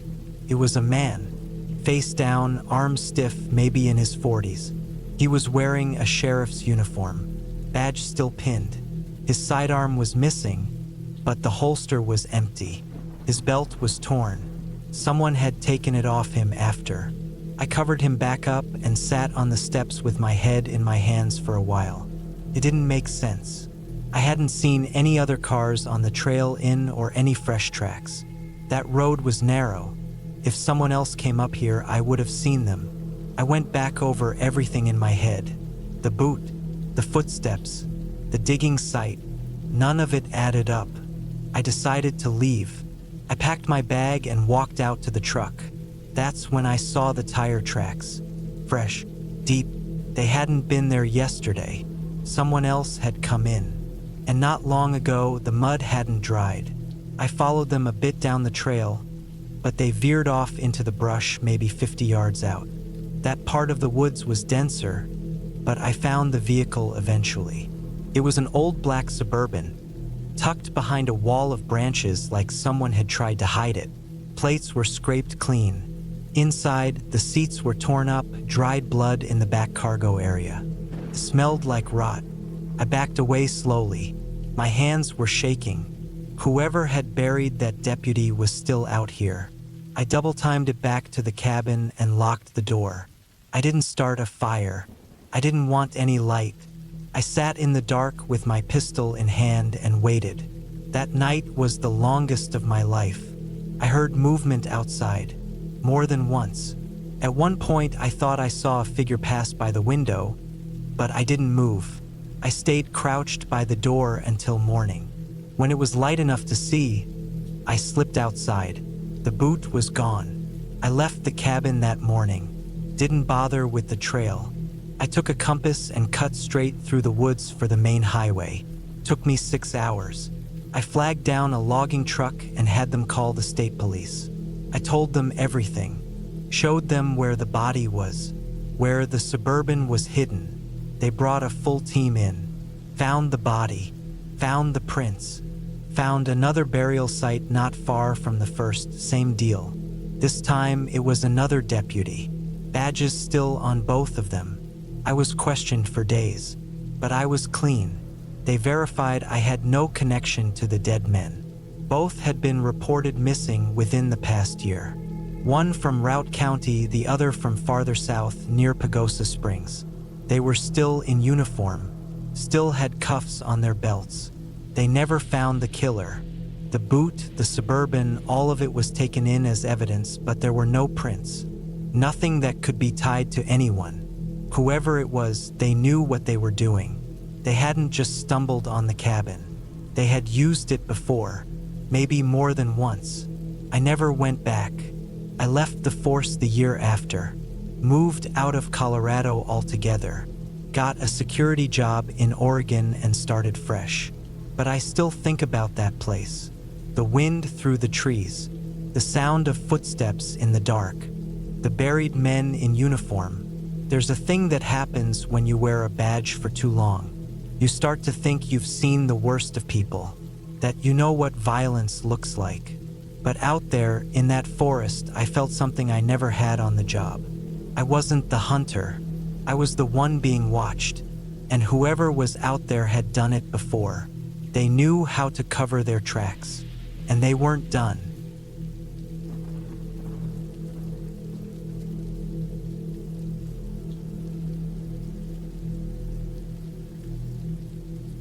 I was 34 then, working my second year as a park ranger in the remote forests of northern Montana. The summer had been long and relentless, and early fall had started to settle in with crisp nights and golden leaves. The kind of weather that reminded you the wilderness was both beautiful and unforgiving. My job was simple enough: patrol the park boundaries, check on hikers, monitor wildlife activity, and keep an eye on the fire danger as the dry season took hold. The Park Service had a small network of cabins scattered across the woods, each used for rest or shelter in emergencies. Eagle Ridge Cabin was one of the more isolated ones, perched on a ridge overlooking a deep valley. I was assigned to spend a night there alone as part of a routine check. The last supply drop was made weeks ago, and the nearest road was miles away, which meant any help would be hours away if something went wrong. I was prepared for a quiet night, a chance to unwind, and maybe catch some good photos of the stars. The hike up to the cabin was tough but rewarding. The trail was narrow, winding through tall pines and thick underbrush, the air heavy with the scent of damp earth and pine needles. As I walked, I kept my radio close, listening for any reports, but the silence was almost absolute except for the distant calls of birds and the occasional rustle of squirrels. By the time I reached the cabin, the sun was beginning to sink below the horizon. The wooden structure stood solid but weathered, a small porch with peeling paint and a rusted lantern hanging by the door. I locked my backpack inside and lit the stove, warming up the place as the cold air crept through the cracks. Inside, the cabin was small but functional. A single room with a fold-out cot, a small table cluttered with maps and notebooks, a wooden chair, and a small shelf holding some canned food and emergency supplies. There was no electricity, just a few battery-powered lanterns and the stove for heat. I sat down with a cup of coffee, listening to the quiet as the dark settled outside. The stars began to come out, bright and countless above the trees. The valley below was a dark shadow, the forest stretching endlessly. It was peaceful, but that peace came with a weight, a sense of isolation that was both soothing and unsettling. Around 10 at night, as I was preparing to rest, I heard a faint noise outside, a rustle near the edge of the trees. At first, I thought it was an animal, maybe a deer or a raccoon, but the sound was different, too deliberate, like someone stepping carefully. I grabbed my flashlight and stepped out onto the porch. The beam cut through the darkness, scanning the tree line. Nothing moved. No eyes reflected back. No shadows shifted. I told myself it was just the wind, or maybe a stray branch brushing against the cabin. Still, I felt uneasy, an edge to my skin that made me glance back inside and double-check my door. I locked it firmly, then checked my radio. Still no signal, as usual in this part of the park. The trees around the cabin were dense and tall, and the night was so still it seemed unnatural. Trying to shake the feeling, I sat back inside and pulled out my notebook, jotting down the day's observations. But the quiet was broken again, this time by a soft tapping at the window. I froze, heart hammering. The window faced the forest edge, where the moonlight barely reached. I slowly turned to look, flashlight ready. The tapping stopped. I held my breath and listened. Nothing. I told myself it was probably a branch or an animal pawing at the glass. But the timing was too exact, the noise too purposeful. A feeling of being watched crept over me. I locked the window latch and moved to the door, bolting it again. I spent the next hour checking my supplies and maps, trying to calm down. The night stretched on, and despite my efforts, I felt eyes on me, a presence lurking just beyond the cabin walls. Suddenly, a loud crash echoed from the woods. Something heavy had fallen, breaking the silence. I grabbed my flashlight and opened the door, aiming the beam into the forest. For a long moment, nothing stirred. Then, I caught a glimpse of movement, a dark figure slipping behind a tree. Not a bear or a deer, but a person. Someone was out there, close enough to see me, but hidden enough to avoid direct light. My mind raced. The park was huge, but people didn't wander these parts at night without reason, especially not without reporting to the ranger station. Poachers, hikers lost or injured, or worse, people trying to hide. I quickly locked the door and radioed in, but the static filled the airwaves. No response. I was alone, trapped in a tiny cabin miles from the nearest help, with an unknown person lurking outside. I checked my rifle, loaded and ready by the door. The cold pressed against my skin, and the dark outside seemed to close in, suffocating. Every sound felt amplified. Twigs snapping, leaves rustling, distant owl calls. Hours passed in this tense vigil. The figure never showed themselves fully again, but every so often, I caught brief glimpses. A shadow, a pair of eyes reflecting faintly. I remembered the missing hiker's report from a few weeks back. The search had been called off after days with no results. Could it be connected? Was someone out here, hiding? Or worse, injured and desperate? I spent the night waiting for dawn, keeping the cabin locked and my rifle close. When the first light broke through the trees, I opened the door cautiously. The forest was empty, no sign of the figure, but near the tree line I found evidence. A small campfire circle with ashes still warm, footprints pressed into the soft soil, and discarded gear that looked like it belonged to a hiker. I called it in as soon as I got back to the ranger station. The search was restarted, and weeks later, they found the missing hiker, weak but alive, several miles deeper into the woods. Apparently, they had tried to hide after getting lost, and that night at the cabin, I had almost come face to face with them. The experience stayed with me, the isolation, the fear, the weight of being utterly alone and responsible for safety in a wild place. It reminded me how thin the line was between safety and danger out there, and how important it was to respect the wilderness, but also to be ready for the unexpected. I never forgot that night at Eagle Ridge Cabin, a reminder that the woods hold more than trees and animals.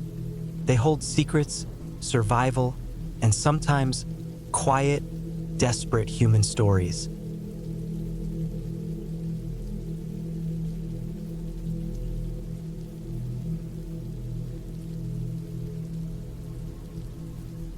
It was the fall of 2014 when I decided to spend a week alone in a small cabin deep in the woods of northern Maine. I was 32 then, tired of the constant noise and pressure of city life. I wanted quiet, peace, a break from everything. My job as a data analyst was demanding, the kind of work that locked me indoors for long hours staring at screens.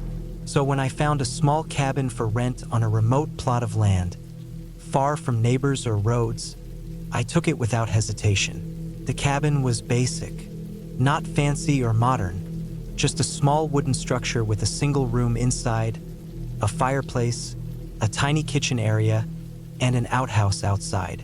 It was built sometime in the 1970s, rough but sturdy. The owners lived miles away and handed me the key with a brief warning to lock up when I left and to be careful with the wood stove. There was no electricity or running water, only a well outside that I could use to fetch water.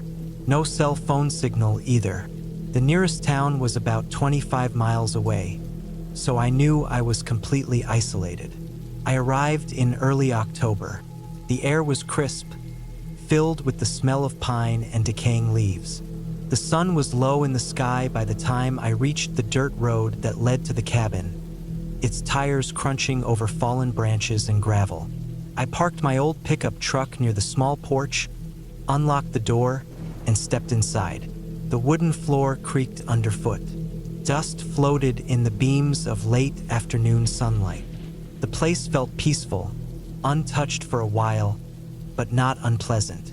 It smelled faintly of wood smoke and must, After unpacking, I built a small fire in the stove and cooked a simple dinner from canned beans and bread I had brought. That night, the quiet was overwhelming. No traffic, no distant city sounds, just the crackling fire and the occasional hoot of an owl. I slept soundly, wrapped in a thick blanket, as the cold night crept in through the thin walls. In the morning, I took a long walk in the woods, exploring the dense forest around the cabin. The trees were tall maples, pines, and oaks, many of them shedding their last leaves. The forest floor was soft with moss, fallen branches, and dry leaves. Occasionally, I would see a squirrel or hear the rustle of a bird, but mostly it was silent, peaceful. The first few days passed like this: long walks, reading books, chopping wood for the stove, and cooking simple meals. I told myself I was here to relax and recharge. But on the fourth day, something changed. That morning, I woke early to a gray sky and the sound of rain tapping on the roof. I got up, brewed coffee over a small camping stove, and settled by the window. The rain was steady but not heavy. The woods looked darker and more closed in, the wet leaves glistening under the dull light. I decided to stay inside that day, reading and keeping the fire going. Around mid-afternoon, I noticed something strange. There were faint footprints in the mud near the cabin, outside the porch. At first, I thought it was an animal, but the shape was unmistakably human. The prints were large, heavy, and seemed fresh, probably made just that morning. I felt uneasy. I was alone here. No one was supposed to be around. I checked the lock on the door and made sure the windows were shut tight. I tried to shake off the feeling, telling myself maybe a hiker or a hunter had passed by earlier. But then, as evening came, the sense of being watched grew stronger. That night, I barely slept. Every little noise, the creak of the cabin, the rustle of branches outside, the tapping of rain, made me jump. I kept the fire burning low, keeping one eye on the window. Around 2 a.m., I was woken by a soft knock on the cabin door. My heart almost stopped. I froze, listening carefully. The knocking came again, slow and deliberate. I sat up, heart racing, and stared toward the door. The cabin was pitch dark outside, the only light coming from the dying embers in the stove. I did not open the door. The knocking stopped. After what felt like hours, I finally drifted back to a restless sleep. The next morning, I found more footprints, this time circling the cabin like a predator stalking its prey. The prints were deeper and heavier. That day, I did not leave the cabin at all. I kept a large kitchen knife on the table in front of me and stayed close to the door, watching the windows. At night, the knocking returned, but this time accompanied by faint breathing or whispers I couldn't make out. It was enough to make my skin crawl. By the fifth day, the rain stopped, but the sky remained gray and overcast. I debated leaving but knew I couldn't drive out in the dark. Then, late afternoon, I heard a branch snap somewhere behind the cabin. I looked out the window. I saw nothing but thick trees and underbrush. Suddenly, a figure moved just between the trees, tall, bulky, wearing dark clothes. The figure stopped and looked in my direction, but I couldn't see the face.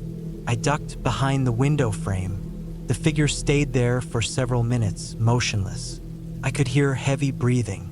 Then, slowly, the figure turned and vanished into the trees. My mind raced. Who was this? Why was this person here, watching me? I considered calling the police, but there was no cell phone signal. I thought about hiking out to town, but the woods were thick and the weather cold. That night was the worst. The knocking at the door started early, louder and more violent. I held the knife tight, barely breathing.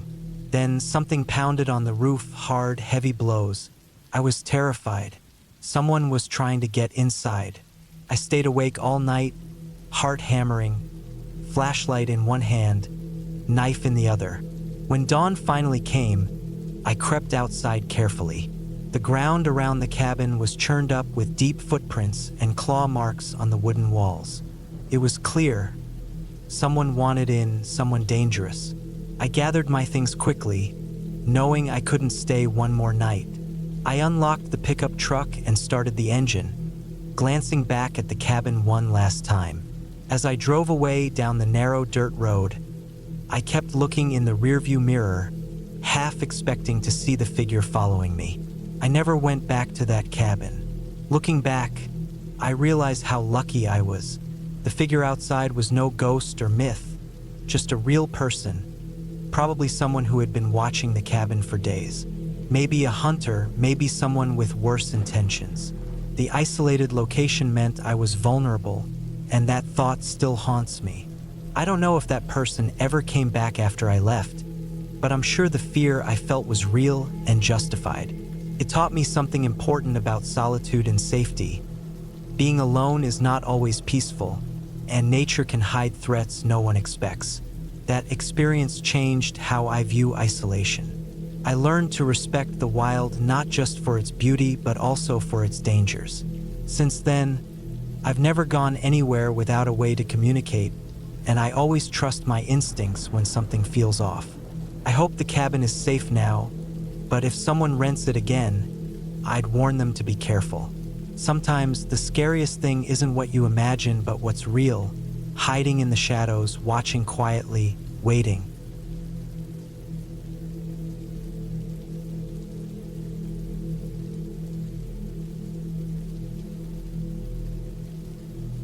It was October 2014 when I drove out to a stretch of land I'd bought just north of Walla Walla, Washington. It was tucked far from the main road, about 30 minutes down an old logging trail that had barely seen a tire in years. I was 36 back then, freshly separated, living out of a rented duplex, and needing something to keep my hands and head busy. I had this idea that I could build a small off-grid cabin with my own two hands. No electricity, no plumbing, just a wood stove, a cot, and quiet. I've been working on the cabin slowly over the past 3 months, mostly on weekends. My truck was usually loaded down with lumber, tools, and camping gear, and I'd hike the last quarter mile through mud and overgrown brush to reach the site. The spot itself sat on a clearing near a dry creek bed, surrounded by thick pines and a few skeletal cottonwoods that looked like they hadn't seen a healthy spring in decades. By late October, the shell was up. I'd framed the walls and roof, hung a heavy door I got from a salvage yard, and installed the tin roofing myself. It wasn't weathertight yet, but it would stand up to most of what the fall had to offer. I took time off from work on a Friday to head up there and spend the weekend sealing it up. The forecast was calling for rain, but I figured I could knock out the insulation and maybe start on the flooring if I got lucky.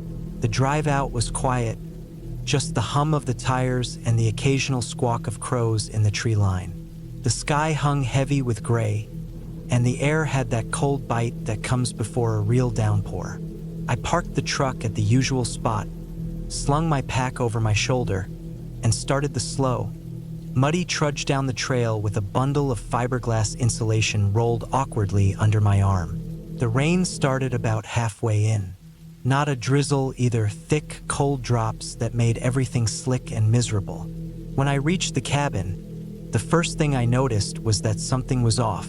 The door was slightly open. Now, I always double-check the latch before I leave. It wasn't the kind of lock that could wiggle open in the wind, just a heavy-duty barrel bolt I installed myself. I tried to tell myself maybe I'd forgotten to slide it closed the last time, but I knew I had. Inside, nothing looked touched. My tools were still neatly stacked under a blue tarp in the corner. The camp cot and my rolled-up sleeping bag were right where I'd left them. A half-empty thermos still sat on the window ledge. I walked around the outside to check for tracks, but the previous night's rain had already wiped any sign of movement from the soft dirt. I pushed the door shut behind me and tried to shake the unease from my gut. It was probably nothing. Still, I didn't like it. I spent the afternoon working. I stapled the insulation into place, trying to keep it dry under the open rafters. My hands were raw and red from the cold and fiberglass. Rain pounded the tin roof hard enough that I had to pause just to hear my own breath. Around 5 p.m., I broke out a can of chili, lit my portable stove, and ate while leaning against the frame of the unfinished wall. I was soaked and tired, but the idea of sleeping in the cabin for the first time felt good, like progress. By nightfall, the wind picked up. It wasn't a breeze. It was the kind that moans through trees and makes you second-guess whether you really did nail down the roof panels right. I got into dry clothes, unrolled the sleeping bag, and tucked myself onto the cot in the corner. The cabin creaked now and then, but it held. Somewhere around midnight, I woke up. Not from a sound, but from silence. That weird, unnatural silence you only notice when it's supposed to be loud. The rain had stopped. The wind had died down. I sat up, eyes adjusting in the dark. The only light came from the sliver of moon through the front window. I felt alert all of a sudden, like something had shifted outside. I stayed still for a long time, listening. Nothing. Then I heard it, a branch snapping. Not close, but not far either. Off toward the creek bed. I told myself it was an elk or a deer, but I've spent years outdoors. I know the sound of hooves on wet ground. This wasn't that. It was careful, slow, one step at a time. I didn't have a gun. I hadn't thought I'd need one. I had a hatchet and I slid it quietly from the toolbox. The metal felt cold in my hand. I moved to the window and tried to see, but the woods were just a wall of black and gray. The steps stopped. Then, all at once, they started again. Fast this time. Running. I froze. My heart hammered so loud I could feel it in my throat. Whatever it was running directly toward the cabin. I backed away from the window and held the hatchet tight. Then it stopped. Just outside. I didn't move. I didn't breathe. Minutes passed. No knock. No sound. Just that awful stillness. I waited, crouched behind the cot, until my legs went numb. I wanted to turn on my flashlight, but I didn't dare give myself away. I didn't know if it was a person or some animal. I didn't know which would be worse. An hour passed, maybe more. I didn't sleep. I just sat there, wide-eyed and cold, gripping the hatchet and staring at the door. The silence stretched so long I began to wonder if I'd imagined the whole thing. Maybe I had. Maybe the wind had knocked loose a branch. Maybe then I heard the latch. It wasn't loud. It was a quiet click, like fingers fumbling gently with the bolt. But the thing is, I never told anyone how to open it. I never showed anyone where the cabin was. And yet something was there trying it from the outside. They didn't try to force it, just clicked it gently, then stopped. I stayed still until morning. When light finally filtered through the trees, I stood slowly and crept to the door. The bolt was still shut, but there, in the mud just outside, were footprints. Not boots, not paws, bare feet, long toes, narrow heels. The kind you don't see in woods like these. Whoever it was had stood there for a long time. The prints were sunk deep. I packed up everything and left. Hauled the insulation and tools back to the truck and didn't look back once. I drove straight to town and spent the day in a coffee shop just watching people and waiting for the nerves to settle.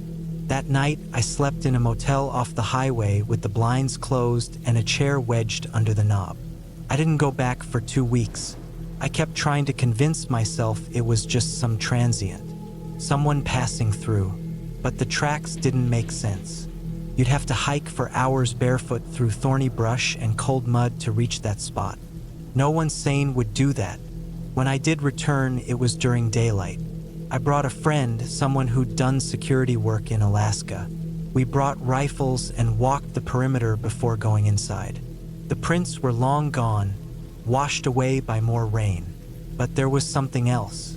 Hanging on the door handle was a piece of old cloth, tied in a tight knot. It hadn't been there before. Faded red flannel, the kind you see in old hunting jackets.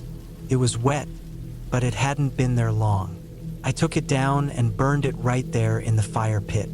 The smoke smelled off like mold and oil. We didn't find anything else. No signs of forced entry, no trash, no camps nearby. Nothing. I finished the cabin over the next month, but I never stayed there again. I drive out, hammer a few boards, then head back to town by sunset. The place didn't feel right after that night. Not haunted, just watched. Like something knew I was there, and it hadn't left. I ended up selling the land the following spring. Got less than I paid, but I didn't care. The buyer was some retired guy who wanted a hunting getaway. I didn't tell him what happened. What would I even say? That someone barefoot came running through the woods at night and tried the door? I drive past the trailhead every now and then when I'm out that way. There's never a car parked there. Sometimes I wonder if he still uses the place, if he's still alive. I learned something out there. Sometimes you think you're alone because you want to be. You convince yourself you are. But the woods don't care about that. And neither do the people who've been living in them long before you showed up with your shiny tools and naive ideas. I built that cabin to find peace. Instead, I found proof I was never really alone. And that's enough for me.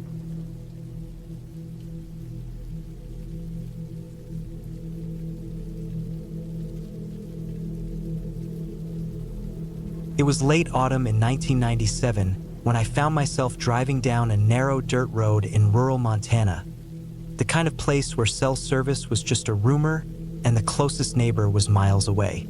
I was 29, and after years of living in the city, I was desperate for a change, a real break from the noise and stress.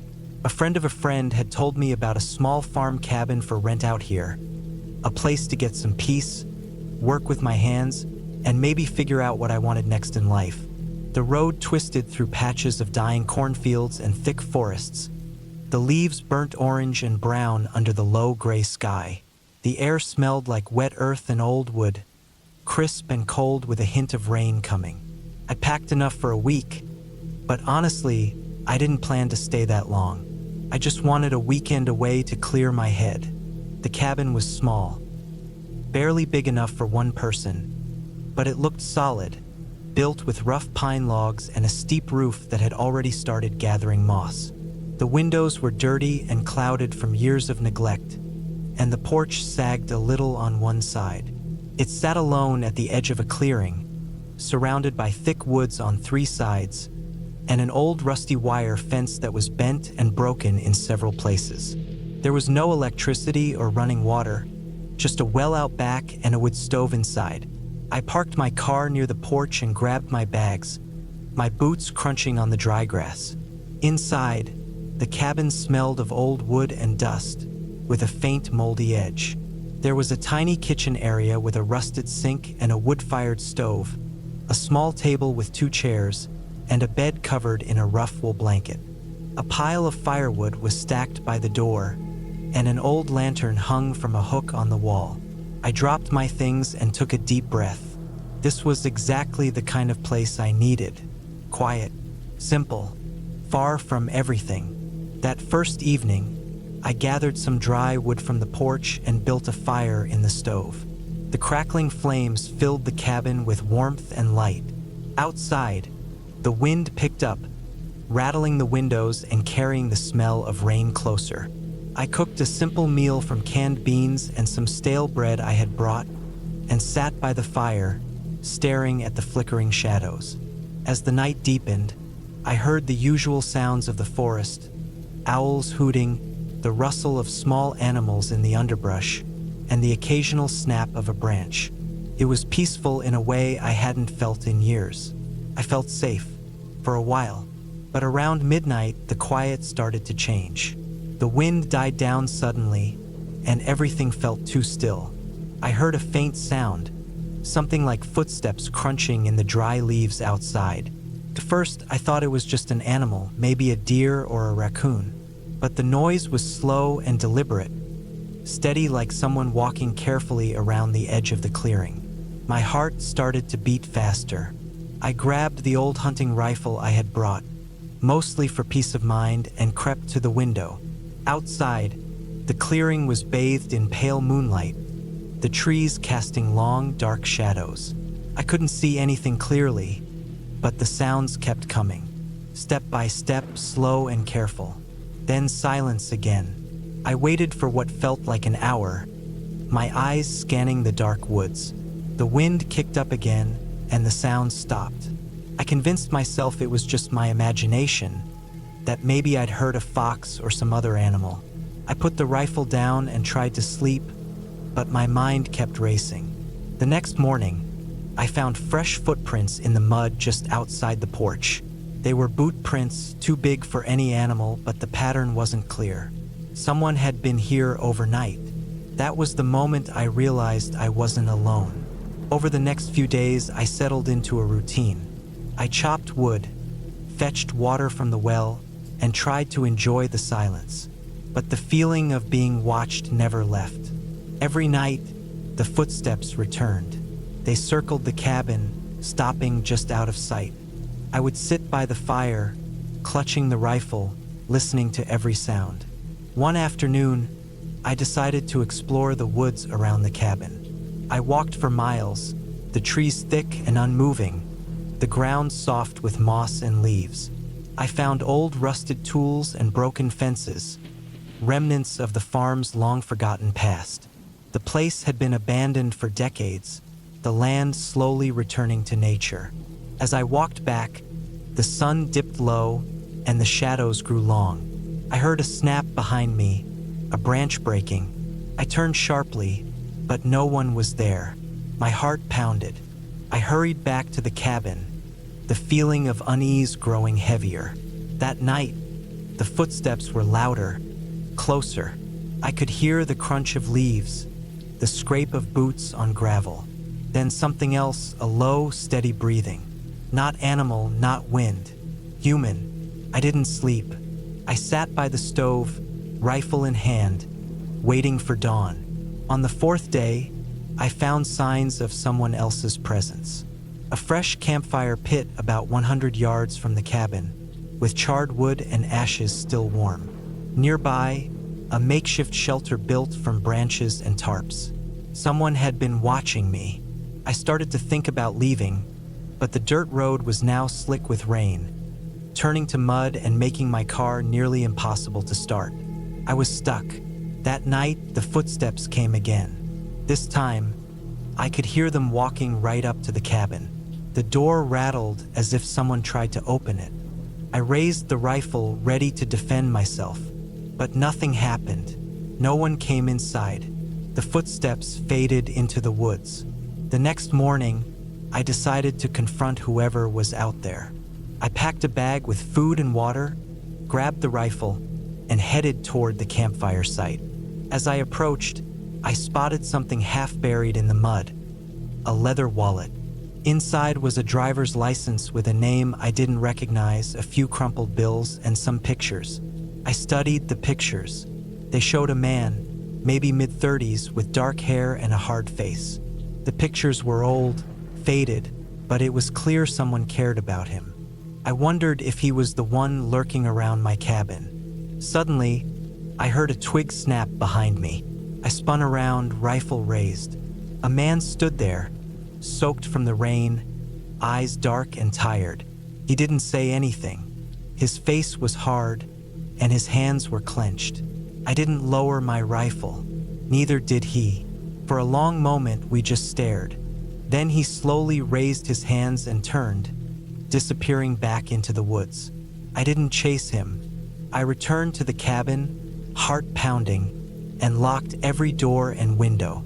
I spent the next day preparing for a quick escape. When the rain finally stopped, the road dried enough to drive out. Before leaving, I looked back at the cabin once more. It felt like the forest had swallowed it whole again, waiting for the next person brave enough to come out here. I never went back, but sometimes I still think about those footsteps at night, the man in the woods, and the quiet farm cabin that was never truly mine.